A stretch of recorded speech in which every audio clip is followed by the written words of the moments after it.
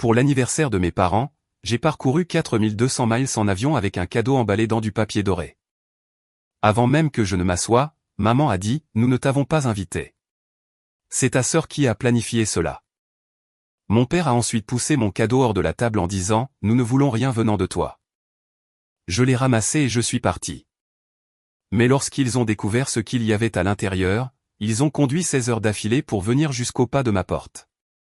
Je m'appelle Nan et j'ai 35 ans. Je suis descendu de la berline noire et j'ai levé les yeux vers l'immense domaine en briques de Buckhead. L'allée était bondée de véhicules de luxe. Les valets couraient dans tous les sens, portant les clés des invités qui voulaient que tout le monde sache exactement combien d'argent ils gagnaient. Je venais de prendre un vol direct pour Atlanta depuis une conférence d'affaires à enjeux élevés à Londres. Je tenais une boîte rectangulaire enveloppée dans un papier doré coûteux. J'ai gravi les marches de pierre monumentales. Les lourdes doubles portes en acajou étaient grandes ouvertes. Une musique de jazz en direct flottait dans l'air chaud de la soirée en Géorgie. J'ai pris une profonde inspiration et j'ai pénétré dans le grand hall d'entrée. Avant même que je ne puisse poser mon sac à main, Vivien m'a bloqué le passage. Ma belle-mère se tenait là dans une robe émeraude sur mesure, serrant une flûte de champagne en cristal. Ses yeux ont balayé mon simple costume anthracite avec un pur dégoût. Tu as beaucoup de toupets de te montrer ici, non, a annoncé Vivien. Sa voix a facilement couvert la musique. Les bavardages dans le grand hall d'entrée se sont immédiatement tus. Des dizaines d'invités fortunés se sont retournés pour nous regarder. Je l'ai regardé droit dans les yeux. C'est le 30e anniversaire de mon père, Vivien. J'ai apporté un cadeau. J'ai tendu la boîte dorée. Vivien a ricané et a fait un pas de plus. Nous ne t'avons pas invité. Chantel a planifié toute cette soirée dans les moindres détails, et ton nom ne figure nulle part sur la liste des invités. La pitié mène vraiment loin, mais nous n'en avons plus pour toi, Winston. Mon père se fraya un chemin à travers la foule de spectateurs. Il portait un smoking sur mesure et un air renfrogné familier. Il m'arracha des mains la boîte enveloppée d'or. Pendant une seconde, j'ai cru qu'il allait l'ouvrir. Au lieu de cela, il la jeta violemment sur le sol en marbre dur. Le lourd bruit sourd résonna dans la pièce silencieuse. Nous ne voulons pas de tes déchets bon marché, cracha Winston en ajustant ses boutons de manchette en or. Tu t'es enfui il y a 10 ans parce que tu pensais que tu étais trop bien pour travailler pour l'entreprise familiale. Tu nous as tourné le dos. Maintenant, tu reviens en rampant ici en essayant de jouer la belle fille avec un cadeau pathétique. Sors de ma maison. Juste à ce moment-là, Chantel apparut depuis la salle à manger principale. Ma demi-sœur était radieuse dans une robe richement perlée. Accroché à son bras se tenait son mari Preston. Preston était un courtier financier blanc et arrogant. Winston vénérait pratiquement Preston en raison des origines politiques prétendument élitistes de sa famille. Preston regarda mes chaussures de voyage éraflées et laissa échapper un rire fort et arrogant. Waouh, non, se moqua bruyamment Preston. La classe à faire depuis l'Europe doit vraiment vider le compte en banque. On dirait que tu viens de finir un service dans un restaurant routier. Il repoussa nonchalamment ma boîte dorée plus loin dans le coin du mur avec sa chaussure en cuir coûteuse. Chantel gigota et s'approcha de moi. Elle inclina intentionnellement son verre de vin. Un liquide rouge foncé éclaboussa directement mes chaussures et l'ourlet de mon pantalon. Oups, sourit malicieusement Chantel. Désolé pour ça. Mais après tout, tu as toujours été une tache sur cette famille. Tu gâches toujours notre image parfaite. Tu n'es rien d'autre qu'une ratée jalouse qui n'a pas pu supporter ma réussite. Vivien attrapa mon manteau des mains du valet qui se tenait là, mal à l'aise. Elle me jeta le manteau contre la poitrine. Tu as embarrassé ton père quand tu as refusé d'être la comptable de son cabinet, hurla presque Vivien. Elle s'assura que chaque invité entende sa version de l'histoire. Tu es parti pour Chicago sans rien et tu nous as laissé ramasser les morceaux. Chantel et Preston sont ceux qui construisent le véritable héritage ici. Tu n'es qu'une étrangère amère. Maintenant, prends tes déchets et pars avant que je ne fasse intervenir la sécurité pour te jeter dehors. Les invités chuchotaient entre eux. Ils secouaient la tête et me pointaient du doigt. Ils croyaient au récit que Vivien et Winston diffusaient depuis une décennie. Ils pensaient que j'étais une enfant fauchée et ingrate qui mendiait une aumône. Ils n'avaient aucune idée que j'étais associé principal dans une société de capital investissement à New York, gérant des milliards de dollars d'actifs. Je n'ai pas pleuré. Je n'ai pas crié. L'adolescente qui suppliait Winston de la regarder était partie depuis longtemps. Je me suis dirigé calmement vers le coin et j'ai ramassé la boîte dorée. J'ai brossé la poussière. Je suis revenu au centre de la pièce et j'ai posé délicatement la boîte sur la table d'entrée principale, juste à côté de leur imposant gâteau d'anniversaire. J'ai regardé Winston. Ma voix était calme et totalement dénuée d'émotion. Tu viens de jeter la seule bouée de sauvetage qu'il restait à ton héritage. J'ai souri en regardant Preston, qui s'est soudainement agité, mal à l'aise sous mon regard intense. Amusez-vous bien à votre fête. La gueule de bois de demain va être brutale. Je leur ai tourné le dos et j'ai franchi les portes ouvertes. J'ai entendu Preston rire nerveusement derrière moi, me traitant de perdante dramatique. Je suis simplement remonté dans ma voiture qui m'attendait et j'ai dit au chauffeur de me ramener directement à l'aéroport. J'avais un vol pour New York à prendre. 3 heures lattées, j'étais assise dans mon siège de première classe, attendant le décollage. Mon téléphone a vibré fortement dans ma paume. C'était une alerte de sécurité urgente. La notification ne venait pas de mon appartement. C'était un flux d'accès dérobé que j'avais légalement intégré aux caméras de sécurité du bureau privé de Winston. J'ai appuyé sur l'écran pour ouvrir le flux vidéo en direct. La fête d'anniversaire était apparemment terminée. Le bureau était faiblement éclairé. Soudain, les lourdes portes en chêne du bureau se sont ouvertes à la volée. Winston est entré en trébuchant dans la pièce, serrant le contenu de mon cadeau emballé d'or. Sa veste de smoking était déchirée et sa cravate avait disparu. Il est tombé à genoux, jetant des papiers frénétiquement en l'air. Il a poussé un cri à glacer le sang et a commencé à fracasser ses coûteuses carafes en cristal contre les murs. Le flux vidéo s'est soudainement coupé, me laissant face à mon propre reflet calme sur l'écran de mon téléphone. Je me tenais près des fenêtres allant du sol au plafond de mon penthouse de Manhattan, regardant la lumière du soleil matinal frapper l'immense étendue verdoyante de Central Park. Cette vue à 15 millions de dollars m'apportait habituellement un sentiment de paix tranquille. Mais aujourd'hui, mon pouls vibrait d'une énergie différente, la satisfaction d'un piège qui se referme. Mon interphone privé a bourdonné, coupant le doux jazz qui passait en arrière-plan. C'était le concierge en chef du hall d'entrée. Il avait l'air anormalement tendu. Il m'a dit qu'il y avait 3 personnes en bas qui provoquaient un énorme scandale et exigeaient qu'on les laisse monter. Ils avaient l'air d'avoir dormi dans leurs vêtements et menaçaient d'appeler la police si on leur refusait l'accès. J'ai pris une lente gorgée de mon café. Faites-les monter, ai-je ordonné. Moins de 2 minutes plus tard, les portes de l'ascenseur privé ont tinté et se sont ouvertes directement dans mon hall d'entrée. La vision d'eux a failli me faire rire à voix haute. Winston, Vivien et Chantelle ont déboulé de l'ascenseur, ne ressemblant absolument en rien aux riches mondains parfaits qu'ils incarnaient à leur fête d'anniversaire quelques heures auparavant. Ils avaient visiblement conduit 16 heures d'affilée depuis Atlanta jusqu'à New York sans s'arrêter. Vivien portait toujours la même robe émeraude sur mesure, mais elle était profondément froissée et tachée de café renversé. Ses cheveux parfaitement coiffés étaient un nid de nœuds, et son maquillage était étalé sous ses yeux. Chantelle portait un pantalon de jogging et un t-shirt froissé, serrant son sac à main de créateur comme une bouée de sauvetage. Winston était le plus mal en point. Ses yeux étaient injectés de sang et son visage était rouge d'une pure rage hystérique. « Espèce de petite sorcière ingrate » a hurlé Winston dès qu'il m'a vu. Il s'est précipité à travers le parquet ciré, levant la main bien haut. Il avait la ferme intention de me frapper en plein visage, tout comme il le faisait lorsque j'étais une adolescente vivant sous son toit. Mais je n'ai pas bronché. Avant même qu'il ne puisse réduire la distance, une ombre géante s'est interposée devant moi. Marcus, mon chef de la sécurité personnelle, s'est déplacé avec une vitesse terrifiante. Il a attrapé Winston par le poignet en plein élan et l'a repoussé en arrière avec assez de force pour faire trébucher mon père contre la console en marbre.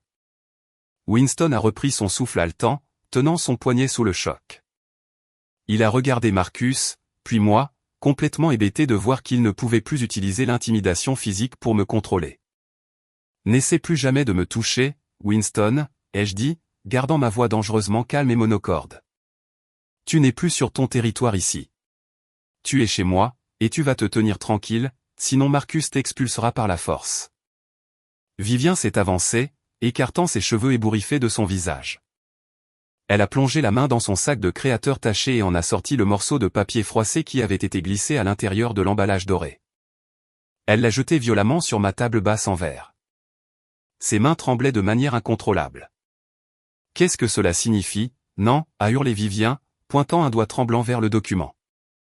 Je me suis approché de la table et j'ai regardé l'avis officiel. Ce n'était pas un faux et ils le savaient. C'était pour cela qu'ils avaient roulé toute la nuit dans un état de panique aveugle. Ce n'est pas une contrefaçon, Vivien, ai-je répondu en ramassant le papier et en lissant les plis. Titan Equities, une société d'investissement privé spécialisée dans l'acquisition de créances douteuses. Ton mari a mené son entreprise de fabrication à la ruine au cours des 5 dernières années. Il a contracté des emprunts massifs gagés sur le domaine de Buckhead et les actifs de l'entreprise pour financer votre style de vie somptueux et les dépenses excessives de Chantelle. Les banques considéraient votre dette comme toxique. Elles cherchaient à s'en débarrasser pour 3 fois rien, alors Titan Equity a tout racheté. Winston me lança un regard haineux tout en frottant son poignet douloureux. Et comment as-tu réussi cela exactement?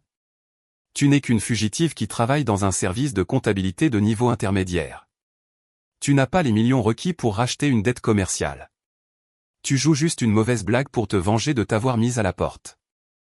J'ai souri en secouant la tête. Tu n'as vraiment prêté aucune attention à ma vie depuis que tu m'as jeté à la rue avec rien d'autre qu'un sac poubelle contenant mes vêtements. Tu m'as dit que je mourrais de faim sans ton argent. Tu m'as dit que personne n'embaucherait jamais une fille têtue qui refusait de suivre les ordres de son père. Mais tu m'as sous-estimé. Je n'ai pas seulement trouvé un emploi intermédiaire. Je suis allé à Wall Street. J'ai construit ma carrière à partir de tout en bas. Je ne suis pas une employée de Titan Equity, Winston. J'en suis la fondatrice et la directrice générale. Je possède l'entreprise, et maintenant je possède chacune des dettes que tu as contractées. Chantelle laissa échapper un ricanement théâtral. Elle croisa les bras et roula des yeux. Tu t'attends à ce qu'on croie que tu possèdes une société de capital investissement? Tu mens, non. Tu as probablement juste piraté un système et imprimé cela pour nous faire peur parce que tu es jalouse de ma vie. Preston est un véritable génie de la finance, et il nous a dit que nos actifs étaient parfaitement sécurisés. J'ai regardé ma demi-sœur, ressentant une brève lueur de pitié devant tant d'ignorance. L'argent que tu as dépensé pour ton mariage de rêve, Chantelle. L'argent que tu as utilisé pour acheter tes nouvelles voitures. L'argent que Vivien utilise pour organiser ses dîners d'élite au country club. Tout cela a été emprunté sur le dos d'une entreprise qui est essentiellement en faillite. Titan Equity a exigé le remboursement des prêts hier, au moment exact où vous buviez du champagne en vous moquant de mes chaussures. Vous avez manqué la date limite de paiement parce que vous étiez trop occupé à faire la fête. Selon les termes du prêt, vos actifs sont désormais confisqués. Le visage de Winston se vida de ses couleurs. Il comprit enfin la terrible réalité de la situation. Son arrogance s'évapora, ne laissant place qu'à une terreur brute. Il regarda autour de lui dans le Penthouse à 15 millions de dollars, observant les œuvres d'art originales, les meubles sur mesure et l'immensité de la richesse qui l'entourait. Il comprit enfin que je ne bluffais pas. Tu ne peux pas nous faire ça, hurla soudain Vivien en se jetant en avant. Sa voix se brisa sous le coup d'une véritable hystérie. Tu vas me prendre ma maison. Tu vas me retirer mon statut dans la société. Tu ne peux pas nous laisser sans rien. Annule la saisie immobilière tout de suite, non. Dis à ton entreprise d'annuler la saisie. Je suis ta mère. Tu me dois bien ça. Tu n'es pas ma mère, ai-je dit, en la regardant droit dans les yeux. Tu es la femme qui a fait de mon enfance un enfer sur terre, et je ne peux pas annuler la saisie même si je le voulais. Pourquoi pas, exigea Winston, la voix tremblante de panique. Tu viens de dire que tu es la directrice générale. Tu possèdes la dette. Annule l'ordre. J'ai souri, prenant une autre lente gorgée de mon café. Je ne peux pas l'annuler parce que Titan Equity ne détient plus votre dette. J'ai vendu votre entreprise et votre maison à un nouveau propriétaire ce matin, et ils sont extrêmement impatients d'en prendre possession. Le silence dans le Penthouse fut absolu pendant une fraction de seconde avant que Chantelle ne pousse un cri perçant. Elle s'avança d'un pas lourd, pointant son doigt parfaitement manucuré juste devant mon visage. Tu es une menteuse pathétique, non, cracha-t-elle comme si les mots avaient un goût amer. Tu essaies juste de jouer avec nos nerfs parce que tu sais que tu ne pourras jamais battre Preston. Tu penses que ton petit plan de recouvrement de dette signifie quelque chose? Mon mari est vice-président principal dans une banque mondiale. Il gère des milliards. Il est issu d'un héritage de véritable richesse. Il va écraser ton entreprise pathétique d'ici midi. Il va t'enliser dans tellement de litiges que tu supplieras pour nettoyer à nouveau nos toilettes. J'ai regardé Chantelle. Elle s'accrochait encore désespérément au conte de fées dont Vivien et Winston l'avaient nourri pendant des années. Il l'avait pratiquement offerte à Preston parce qu'il était un homme blanc et riche doté d'un pédigré politique prétendument irréprochable. Il le vénérait. Winston lui avait donné un accès illimité aux comptes familiaux simplement pour pouvoir se vanter au country club que son gendre était issu de la vieille noblesse financière. Il lui faisait une confiance aveugle tout en me traitant comme une criminelle simplement pour le fait d'exister. Je n'ai pas pu m'en empêcher. J'ai ri. Un rire franc et éclatant qui résonna sous les hauts plafonds de mon Penthouse. Chantelle me foudroya du regard, la poitrine haletante d'indignation. Je me suis retourné et j'ai marché vers l'immense îlot en marbre de ma cuisine où j'avais laissé un dossier en carton jaune épais. Je l'ai récupéré et suis revenu dans le salon, le jetant lourdement sur la table basse en verre, juste au-dessus de l'avis de saisie. « Vas-y, ouvre-le, Chantelle. » J'ai fait un geste vers le dossier. Considère cela comme un cadeau de mariage tardif. Winston la devança. Il arracha le dossier de la table et l'ouvrit brusquement. Ses yeux injectés de sang parcoururent le premier document. J'ai vu ses mains commencer à trembler violemment. Vivien se pencha par-dessus son épaule, le visage prenant une teinte gris cendré alors qu'elle tentait de comprendre les colonnes de chiffres, les reçus de virements bancaires et le jargon juridique dense. Ton brillant banquier de mari n'est rien d'autre qu'un escroc de haut vol, ai-je dit, observant la prise de conscience les frapper comme un coup physique.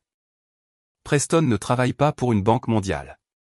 Il a été discrètement licencié il y a 2 ans pour avoir détourné les fonds de clients. Il dirige une vaste pyramide de Ponzi depuis lors et utilise votre entreprise familiale pour la soutenir.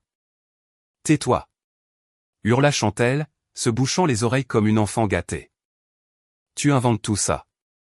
Preston vient d'une dynastie. Il a un fonds fiduciaire.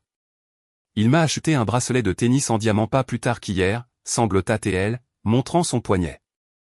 Il m'a dit que nous regardions des écoles privées en Suisse pour nos futurs enfants. Tu n'es qu'une femme amère et solitaire qui doit falsifier des documents parce qu'aucun homme ne t'aimera jamais. Son fonds fiduciaire s'est tari il y a 10 ans, ai-je dit, m'approchant de ma demi-sœur, réduisant la distance entre nous. Quand les murs ont commencé à se refermer sur lui, il avait besoin d'une injection massive de liquidité pour rembourser ses investisseurs en colère. Alors, il a regardé la famille qui vénérait le sol sur lequel il marchait. Il t'a regardé, Chantelle. Il a imité la signature de ton père sur une douzaine de documents de transfert d'actifs différents. Il n'a pas seulement contracté un petit prêt, Winston. J'ai tourné mon attention vers l'homme qui reprenait péniblement son souffle. Il a tout pris. Il a pris l'acte de propriété de la maison d'été à Hilton Head. Il a pris les baux commerciaux que tu détenais dans le centre-ville d'Atlanta. Il a même vidé les comptes de retraite que tu avais mis en place pour Vivien. Il a regroupé tout cela dans un joli petit dossier de garantie et il l'a endetté jusqu'à la limite absolue. Et sais-tu à qui il a vendu ses actifs gagés pour obtenir un paiement rapide en espèces? Winston leva les yeux des papiers. Sa respiration était courte et saccadée. Les feuilles dans ses mains tremblaient si fort qu'elles bruissaient bruyamment dans la pièce silencieuse. Il nous a vendus à toi, murmura Winston d'une voix complètement brisée. J'ai souri chaleureusement. Absolument. Preston était si désespéré d'avoir des liquidités qu'il n'a même pas vérifié la structure d'entreprise de Titan Equity. Il a juste vu un acheteur prêt à payer rapidement en espèces intraçables, et il a remis les clés de tout ton empire. Ton garçon en or adoré est celui qui vous a servi sur un plateau d'argent. Il a pris l'argent pour sauver sa propre peau et vous a laissé porter le chapeau. Vivien laissa échapper un soupir étranglé et s'éloigna de Winston comme s'il était porteur d'une maladie. Tu lui as donné les numéros de compte, Winston, s'écria Vivien, frappant son mari à plusieurs reprises sur le bras. Non, hurla Chantelle, la voix brisée par une pure panique. Elle refusait d'accepter que toute son identité de riche mondaine mariée soit une imposture. C'est un mensonge. Tu as fabriqué ces dossiers bancaires. Non, Preston même. Il est au bureau en ce moment même pour régler ce problème. Je l'appelle. Je l'appelle tout de suite et il va prouver que tu n'es qu'une menteuse jalouse. Chantelle sortit son téléphone de sa poche avec des mains tremblantes. Elle tapota frénétiquement l'écran et mit le haut-parleur pour que nous puissions tous entendre sa justification. La tonalité de numérotation résonna bruyamment dans le silence tendu du Penthouse. Une sonnerie. 2 sonneries. 3 sonneries. Chantelle affichait un regard de défi triomphant, des larmes mêlées de mascara coulant sur son visage, tandis qu'elle attendait que son chevalier blanc réponde et la sauve de ce cauchemar. La sonnerie s'arrêta. La ligne se connecta. Chantelle ouvrit la bouche pour parler, mais la voix qui sortit du haut-parleur n'était pas celle, douce et arrogante, de Preston. C'était une voix profonde et autoritaire avec un accent prononcé de New York. Ici l'agent spécial Miller du Federal Bureau of Investigation. À qui ai-je l'honneur? Le haut-parleur résonna dans le grand salon. Chantelle se figea complètement, sa main manucurée planant au-dessus de l'appareil. La voix de l'agent fédéral répéta la question, demandant de s'identifier. Chantelle ne put formuler un seul mot. Elle se contenta de fixer le téléphone comme s'il s'était transformé en un serpent venimeux. Je me suis avancé et j'ai répondu à sa place. Ici Nan, la propriétaire de l'appartement d'où vous recevez cet appel. Vous parlez à l'épouse de Preston. Pourriez-vous s'il vous plaît l'informer de sa position actuelle? L'agent Miller s'éclaircit la gorge. J'ai le regret de vous informer que Preston est actuellement en détention fédérale. Il a été arrêté à l'aéroport international JFK alors qu'il tentait d'embarquer sur un vol pour Dubaï avec un passeport frauduleux. Il fait face à de multiples chefs d'accusation de fraude électronique fédérale, de détournement de fonds et de blanchiment d'argent international. Ses actifs ont été saisis et ses comptes sont gelés. Nous vous contacterons sous peu pour un entretien formel. Le téléphone glissa de la main tremblante de Chantelle et s'écrasa sur la table basse en verre. Ses genoux se dérobèrent sous elle. La réalité de sa situation s'abattit sur elle. L'énorme diamant à son doigt ne signifiait soudainement plus rien. Les vêtements de marque qu'elle portait avaient été achetés avec des fonds volés. Sa vie entière reposait sur une base de fraude financière massive. L'enfant chéri de la famille, la femme qui, quelques heures plus tôt, s'était moquée de mes chaussures et avait renversé du vin rouge sur mes vêtements, s'effondra sur le sol en un tas de jogging bon marché et de désespoir. Elle laissa échapper un gémissement guttural, ramenant ses genoux contre sa poitrine. Toute son identité s'était construite sur le fait d'être la riche épouse d'un homme puissant. Sans Preston et son argent volé, elle n'était absolument rien. Vivien resta paralysé pendant quelques secondes avant que son choc ne se transforme en une rage violente et explosive. Elle ne dirigea pas sa colère contre Preston ni même contre moi. Elle se tourna entièrement vers son mari. « Espèce de parfait idiot » hurla Vivien, se jetant sur Winston et lui frappant la poitrine à coups de poing. « C'est toi qui as fait ça. Tu lui as tout donné. Tu lui as remis les clés de toute l'entreprise simplement parce que c'était un homme blanc qui prétendait que son oncle était sénateur. Tu voulais tellement impressionner tes partenaires de golf au country club. Tu voulais tellement pavaner avec un gendre blanc doté d'un pédigré politique que tu n'as même pas pris la peine de faire une vérification de base. » Winston saisit les poignets de Vivien, essayant de la repousser, mais elle se défendit farouchement. Je regardais ce couple mondain si sophistiqué s'entre-déchirer dans mon salon. Vivien hurlait que Winston était un grimpeur social pathétique qui avait détruit leur vie pour un faux symbole de statut. Elle criait que Preston était de toute évidence un escroc depuis le premier jour, mais que Winston était tout aveuglé par son propre complexe d'infériorité pour le voir. Chaque mot qu'elle hurlait dépouillait Winston d'une couche supplémentaire de sa dignité soigneusement entretenue. Il n'était plus l'imposant patriarche qui exigeait le respect. Il n'était plus qu'un vieil homme stupide qui s'était fait escroquer son propre héritage. Assez, hurla enfin Winston, repoussant Vivien en arrière sur le canapé en peluche. Il réajusta sa veste de smoking abîmée, haletant lourdement. Il regarda autour de la pièce, ses yeux oscillant frénétiquement tandis que son esprit tentait de calculer une issue à ce désastre. Son regard se posa sur moi, debout calmement près de l'îlot de cuisine.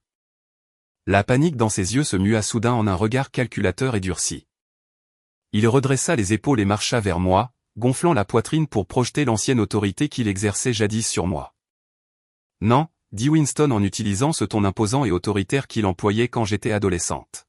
« C'est une urgence familiale. Nous traversons une crise et nous devons régler cela discrètement avant que la presse ne s'empare de l'histoire.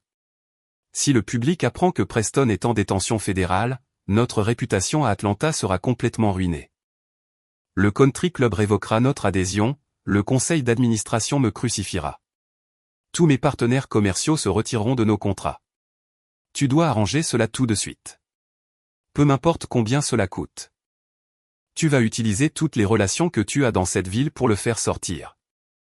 J'ai incliné la tête, feignant une confusion innocente.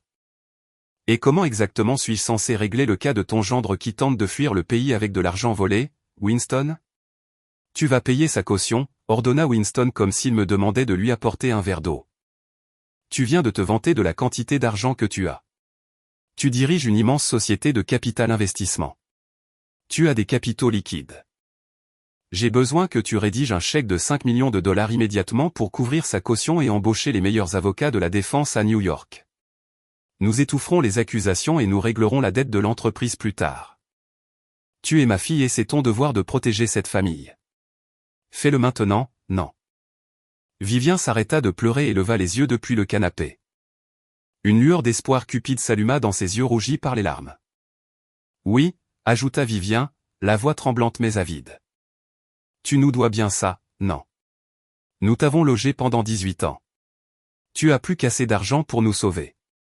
Fais le chèque. J'ai regardé les trois. Chantelle pleurant sur le sol. Vivien serrant les coussins du canapé. Winston debout devant moi exigeant 5 millions de dollars pour sauver l'homme qui venait de le ruiner. L'audace de leur sentiment de supériorité était époustouflante. Ils avaient jeté mon cadeau d'anniversaire par terre. Ils s'étaient moqués de mon apparence. Ils avaient conduit pendant 16 heures pour ensuite me menacer. Et maintenant, ils s'attendaient à ce que je leur remette simplement ma richesse durement gagnée pour sauver leur fausse vie de la haute société. Ils avaient passé une décennie à convaincre tout le monde que j'étais une ratée monumentale qui ternissait leur image parfaite. Ils m'avaient effacé de leur histoire. Pourtant, dès que leur monde impeccable prenait feu, ils exigeaient que je joue les pompiers de service. C'était délicieusement ironique. J'ai laissé le silence s'étirer encore quelques secondes juste pour les voir s'agiter.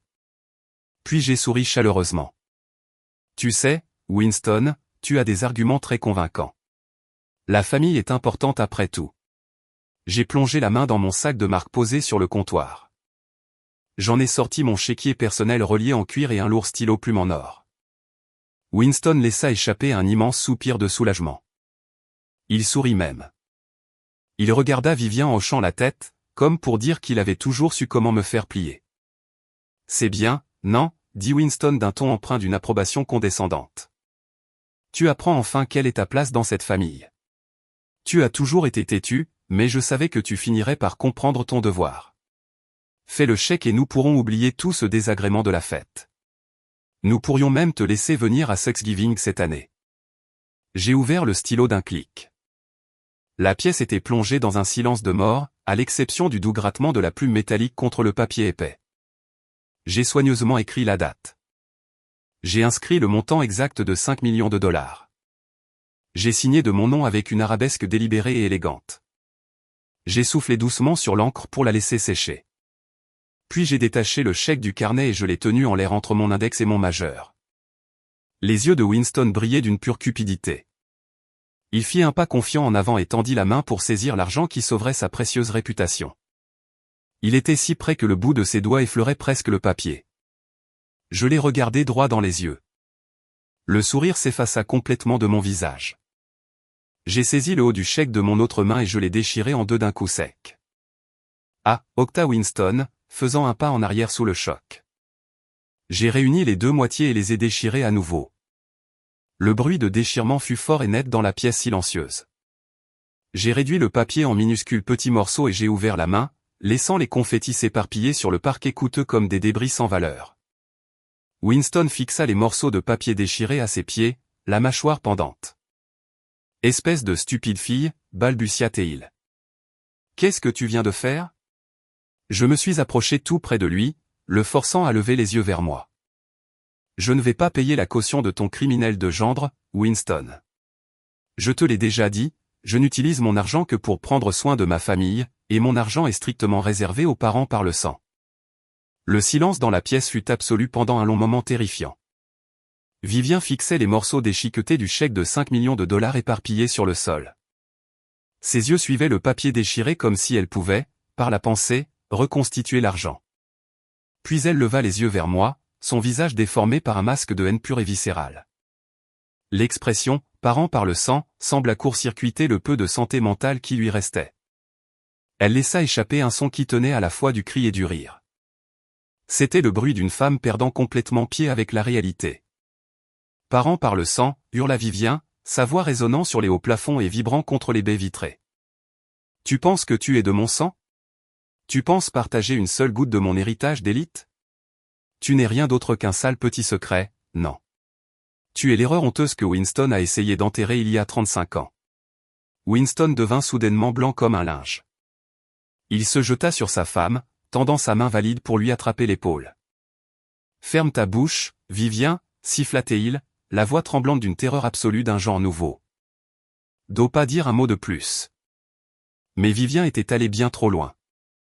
Le stress de la saisie immobilière, la perte soudaine de sa richesse, la prise de conscience que Preston était un imposteur et l'immense humiliation de devoir me mendier de l'argent avaient complètement brisé son esprit. Elle repoussa la main de Winston avec une force surprenante et s'approcha de moi, les yeux grands ouverts et égarés. « Je veux qu'elle sache, Winston, » hurla Vivien, pointant un doigt hystérique vers mon visage. « Je veux que cette petite parvenue arrogante sache exactement ce qu'elle est. Elle est le produit de ta liaison sordide avec une serveuse de restaurant routier. Tu m'as trompé dès la première année de notre mariage avec une moins que rien qui vivait dans un parc de mobil-homes. Tu m'as humilié. » Chantelle, qui sanglotait toujours sur le sol, s'arrêta soudainement. Elle leva les yeux vers sa mère, en état de choc absolu. L'image de la famille parfaite qu'elle avait vénérée toute sa vie, l'héritage qu'elle pensait protéger, se brisait sous ses yeux. « C'est exact, Chantelle, » dit Vivien en regardant sa fille biologique avec un sourire dément.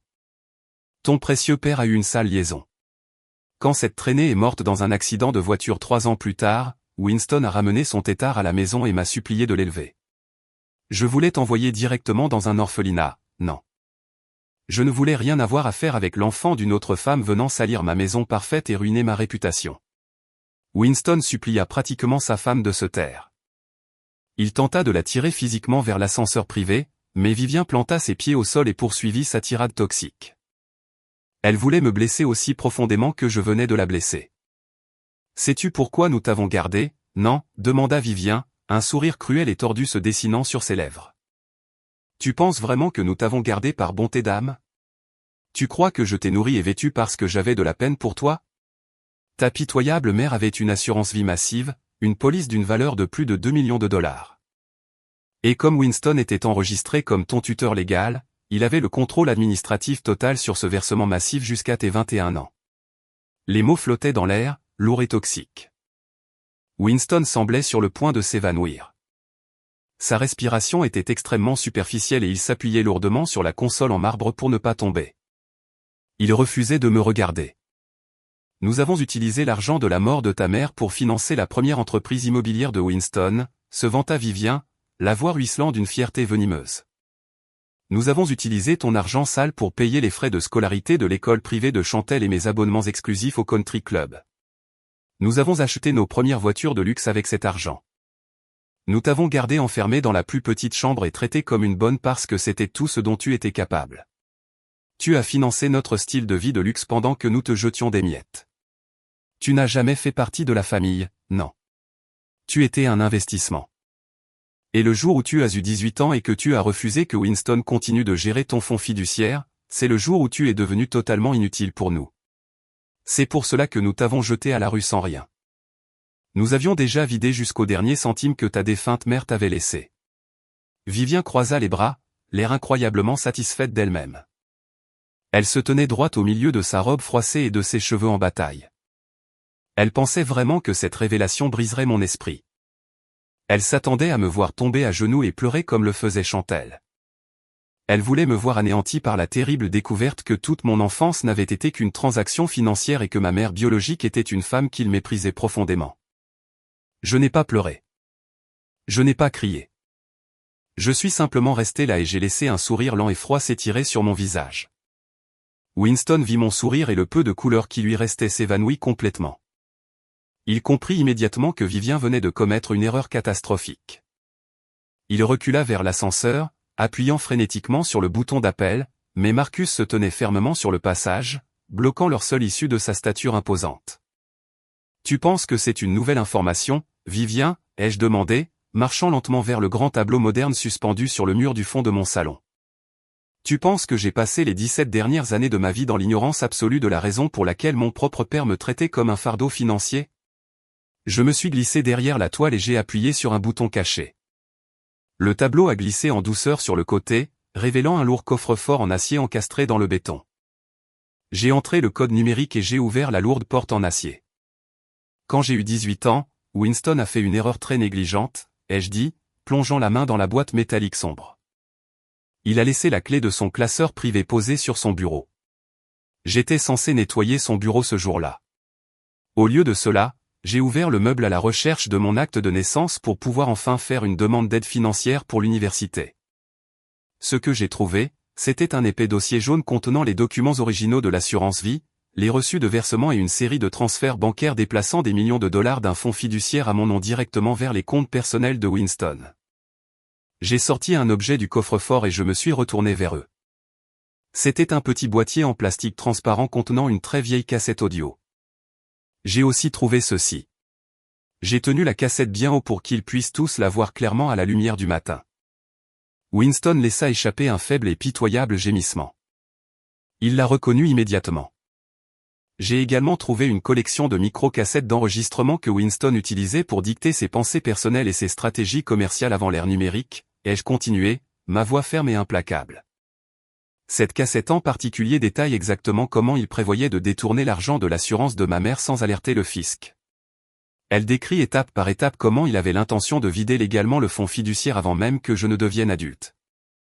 Vivien fixa la cassette, la bouche bée de terreur silencieuse.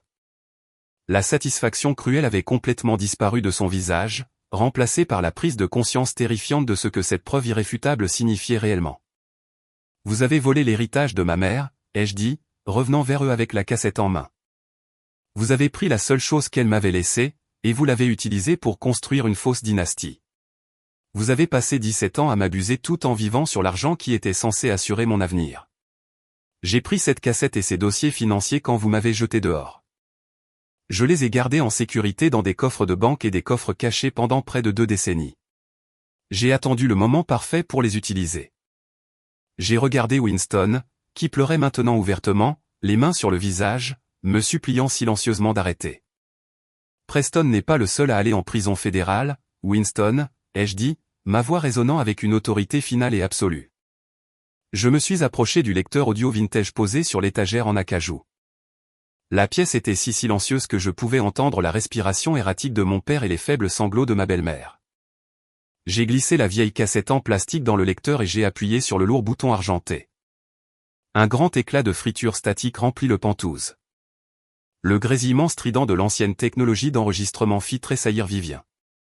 Puis une voix résonna à travers les haut-parleurs. C'était celle de Winston, plus jeune, mais indubitablement la sienne. Sa voix était remplie d'une excitation cupide, et on pouvait entendre le léger tintement de glaçons dans un verre de cristal en arrière-plan. La cassette diffusa ces mots exacts. Nous devons juste imiter la signature du fiduciaire sur ces 2 documents de transfert, disait Winston sur l'enregistrement. La police d'assurance vie vaut un peu plus de 2 millions de dollars, et le versement dort sur un compte inactif. Si nous le déplaçons via la société écran offshore, personne ne saura jamais que nous y avons touché avant que la gamine n'ait 21 ans.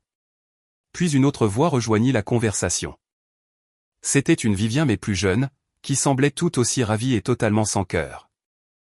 Mais qu'en est-il de la fille, Winston? Demandait Vivien sur la bande. Je ne supporte pas de voir sa sale tête. Elle me rappelle cette traînée de restaurant avec qui tu as couché.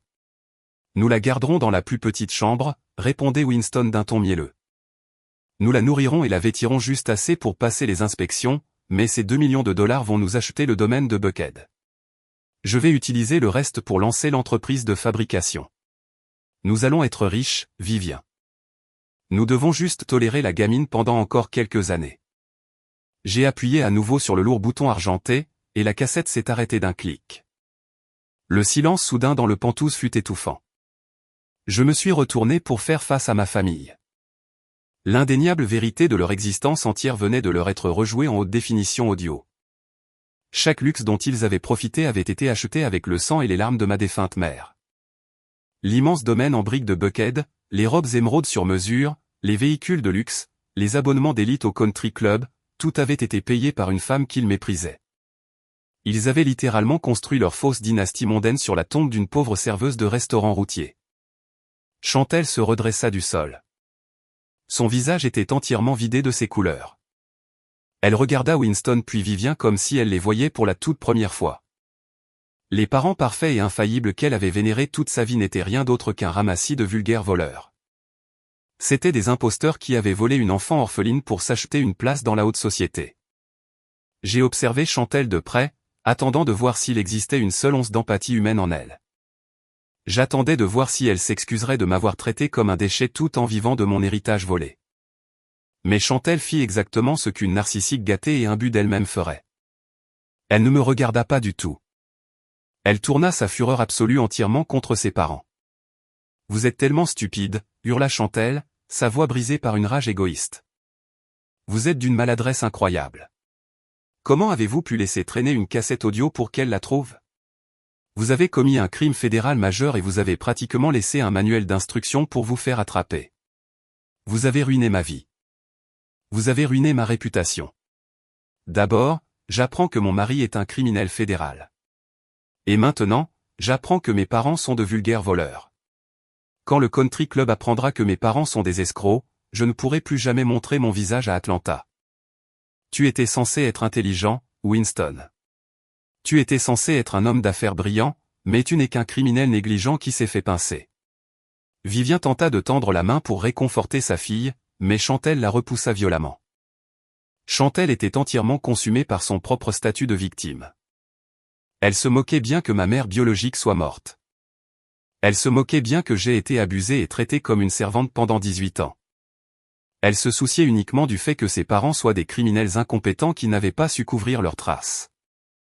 Son absence totale de décence humaine élémentaire était stupéfiante, mais elle validait tout ce que j'avais fait aujourd'hui. Winston ne put supporter plus longtemps le poids de l'effondrement de son empire. L'imposant patriarche, l'homme qui exigeait le respect par la peur et l'intimidation, se brisa complètement. Ses jambes se dérobèrent sous lui, et il s'effondra lourdement sur les genoux. Le choc violent contre le sol en marbre résonna bruyamment. Il ne tenta pas de se relever. Au lieu de cela, il rampa vers l'avant, réduisant la distance entre nous jusqu'à se retrouver directement à mes pieds. « Non, s'il te plaît », supplia Winston, sa voix réduite à un murmure rauque et pathétique. Il leva les yeux vers moi, des larmes coulant sur son visage ridé. Ses mains étaient jointes devant sa poitrine. « Je suis tellement désolé. J'étais jeune et cupide. J'ai fait une terrible erreur, mais je suis toujours ton père. Je t'ai donné la vie, non. S'il te plaît, ne donne pas cette cassette à la police. Ils vont m'enfermer pour le reste de mes jours. Ma santé décline. Je ne survivrai pas dans une prison fédérale. Je mourrai derrière les barreaux si tu fais ça. » Il tendit le bras, essayant d'attraper l'ourlet de mon pantalon, mais Marcus s'avança, lui bloquant instantanément la main. Winston recula, mais continua de plaider désespérément à genoux. « Je vais tout te rendre », s'écria Winston en sanglotant ouvertement. « Je vais te céder tout ce qui reste de l'entreprise. Je te donnerai les voitures, les bijoux, les comptes à l'étranger, tout ce que tu veux. Tu peux tout avoir, non. S'il te plaît, fais preuve de clémence. Ne détruis pas ma vie. Tu as le pouvoir d'arrêter ça. Tu es milliardaire maintenant. Tu n'as pas besoin de voir un vieil homme mourir dans une cage.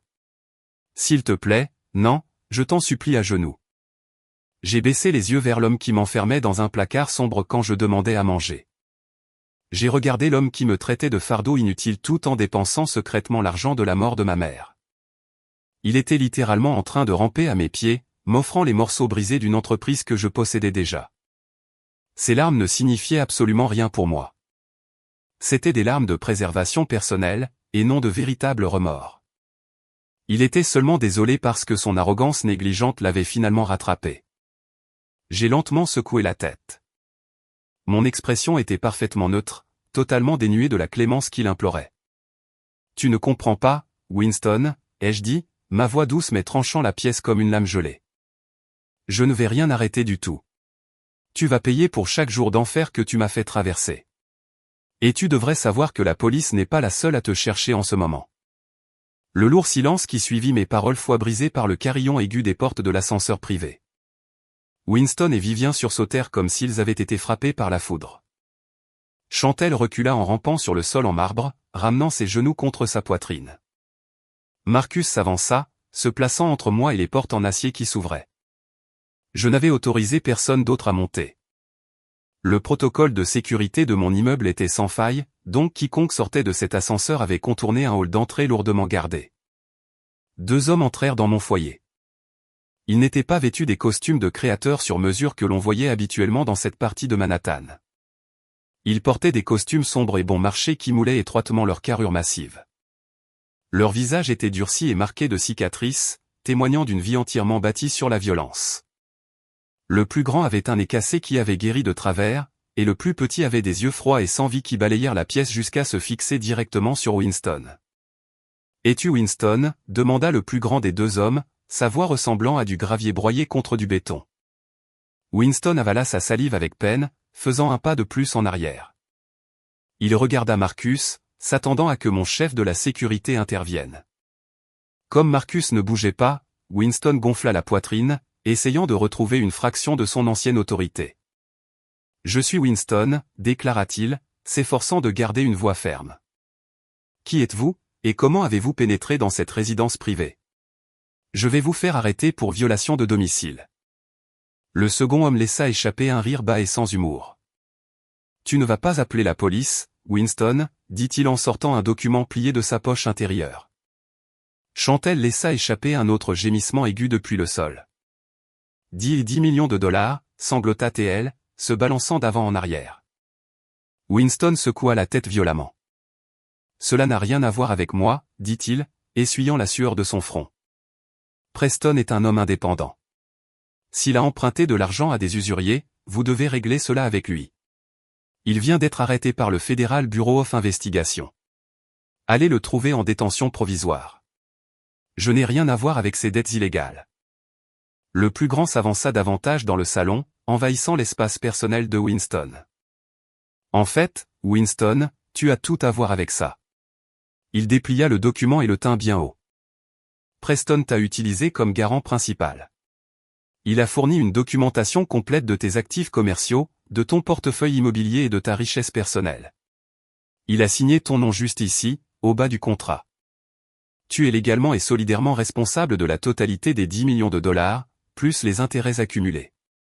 Et comme Preston est actuellement en détention fédérale, incapable de payer, nous sommes venus récupérer l'argent auprès du garant. » Winston fixa la signature sur le papier.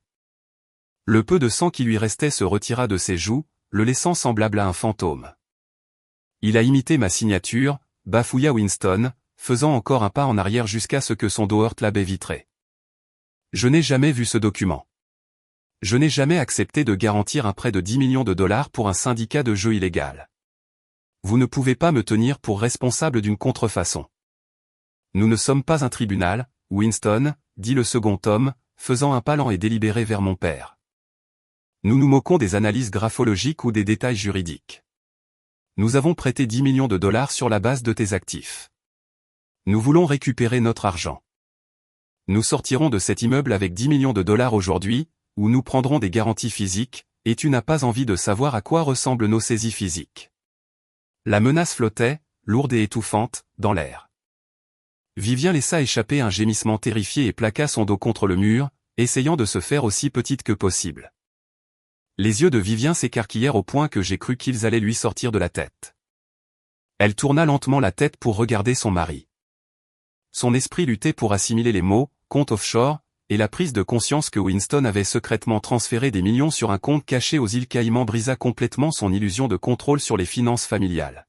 « Tu m'as caché de l'argent, Winston » siffla Vivien, sa voix descendant d'un octave alors qu'une pure trahison envahissait ses traits. « Tu m'as dit que nous avions du mal à payer l'hypothèque l'année dernière. Pendant tout ce temps, tu avais une caisse noire massive cachée à l'étranger. » Winston ignora complètement sa femme. La panique face à 2 collecteurs de dettes violents l'emporta sur toute querelle conjugale. Il me lança un regard d'une haine si profonde que tout son corps en tremblait. « Espèce de misérable traîtresse » cracha Winston, se redressant légèrement. Je t'ai logé. Je t'ai nourri quand tu n'étais rien. Tu es un monstre, non. Je n'ai même pas scié face à ces insultes pathétiques. J'ai plongé la main dans le dossier que je tenais et j'en ai sorti une seule feuille de papier blanc impeccablement imprimée. Je l'ai jeté légèrement sur la table basse. C'était un relevé bancaire imprimé provenant d'une institution hautement exclusive des îles Caïmans. Les chiffres en gras imprimés au bas de la page affichaient un solde net de 8 millions de dollars. C'est ta caisse noire personnelle, Winston, ai-je déclaré d'un ton plat, gardant mon regard fixé sur son visage terrifié. Tu as réussi à cacher 8 millions de dollars à l'Internal Revenue Service pendant 15 ans. Tu as transféré les bénéfices de l'entreprise directement sur ce compte pour éviter de payer des impôts. Tu m'as volé pour construire ton entreprise, puis tu as volé le gouvernement pour gonfler ton compte de retraite secret. Le plus grand des collecteurs de dettes s'avança et posa une main massive sur l'épaule de Winston. 8 millions, ce n'est pas tout à fait 10 millions, mais c'est un très bon début, grommela l'homme fort, sa poigne se serrant jusqu'à ce que Winston laisse échapper un vif gémissement de douleur. Tu vas te connecter à ce compte immédiatement, Winston. Tu vas initier un virement bancaire immédiat vers les numéros de routage que je vais te donner. Nous allons vider ce compte offshore jusqu'au dernier centime aujourd'hui. Winston commença à hyperventiler. Il regarda la lourde porte du Penthouse, puis les immenses baies vitrées, réalisant qu'il n'y avait absolument aucune issue. Je ne peux pas transférer 8 millions de dollars comme ça depuis mon téléphone, plaida Winston, la voix tremblante de manière incontrôlable. Il y a des limites de transfert quotidiennes. Le second collecteur de dettes fit craquer ses articulations. Nous savons exactement comment fonctionnent les comptes aux Caïmans, Winston, dit le second homme, s'approchant au point de surplomber directement mon père. Nous savons que tu as un portail exécutif qui contourne les blocages standards. Nous te donnons exactement 2 minutes pour ouvrir ton application bancaire et initier le transfert. Si l'argent n'est pas en mouvement d'ici à ce que j'ai fini de compter, tu ne sortiras pas de New York vivant. La terreur pure dans les yeux de Winston était magnifique à observer. Le patriarche arrogant qui m'avait terrorisé pendant 18 ans n'était plus qu'une loque humaine en pleurs. Ses mains tremblaient si violemment qu'il fit tomber son téléphone 2 fois avant de pouvoir enfin déverrouiller l'écran d'accueil. Il navigua vers l'application bancaire sécurisée avec des mouvements frénétiques et désespérés. Les 2 collecteurs de dettes le surveillaient de près, leur silhouette massive bloquant la lumière du soleil provenant des fenêtres. Winston tapota l'écran de son téléphone. Il entra son numéro de compte privé. Il tapa soigneusement le mot de passe alphanumérique complexe qu'il avait mémorisé il y a 15 ans. Il appuya sur le bouton de connexion. Le petit cercle de chargement tourna sur l'écran pendant quelques secondes angoissantes. Puis, un message d'erreur rouge s'afficha à l'écran. Winston retint sa respiration, la gorge serrée. Il effaça rapidement le champ du mot de passe et le retapa. Il appuya plus fort sur le bouton cette fois-ci. Le cercle de chargement tourna encore une fois et le même message d'erreur rouge apparut, indiquant « Accès refusé ». Non, non, non, marmonna Winston, tapotant l'écran avec une panique croissante. Ce n'est pas possible. C'est le bon mot de passe. Je sais que c'est le bon mot de passe. 1 minute, l'avertit le second collecteur de dettes, d'une voix dénuée de toute émotion. Winston leva les yeux vers moi, le regard empli d'un désespoir absolu. Non, qu'est-ce que tu as fait, supplia Winston. Tu as changé le mot de passe. Tu m'as bloqué l'accès à mon propre compte. Règle ça tout de suite. Dis-leur que tu m'as bloqué l'accès. Je secouai lentement la tête, mon expression parfaitement neutre. Je leur ai donné le dossier, Winston, dis-je calmement. Je n'ai pas touché à ton compte. Je n'ai pas ton autorisation biométrique. Je ne pourrais pas changer ton mot de passe même si je le voulais. La panique de Winston se mua en une hystérie totale. Il regarda autour de lui frénétiquement, essayant de comprendre pourquoi son compte offshore sécurisé le rejetait soudainement.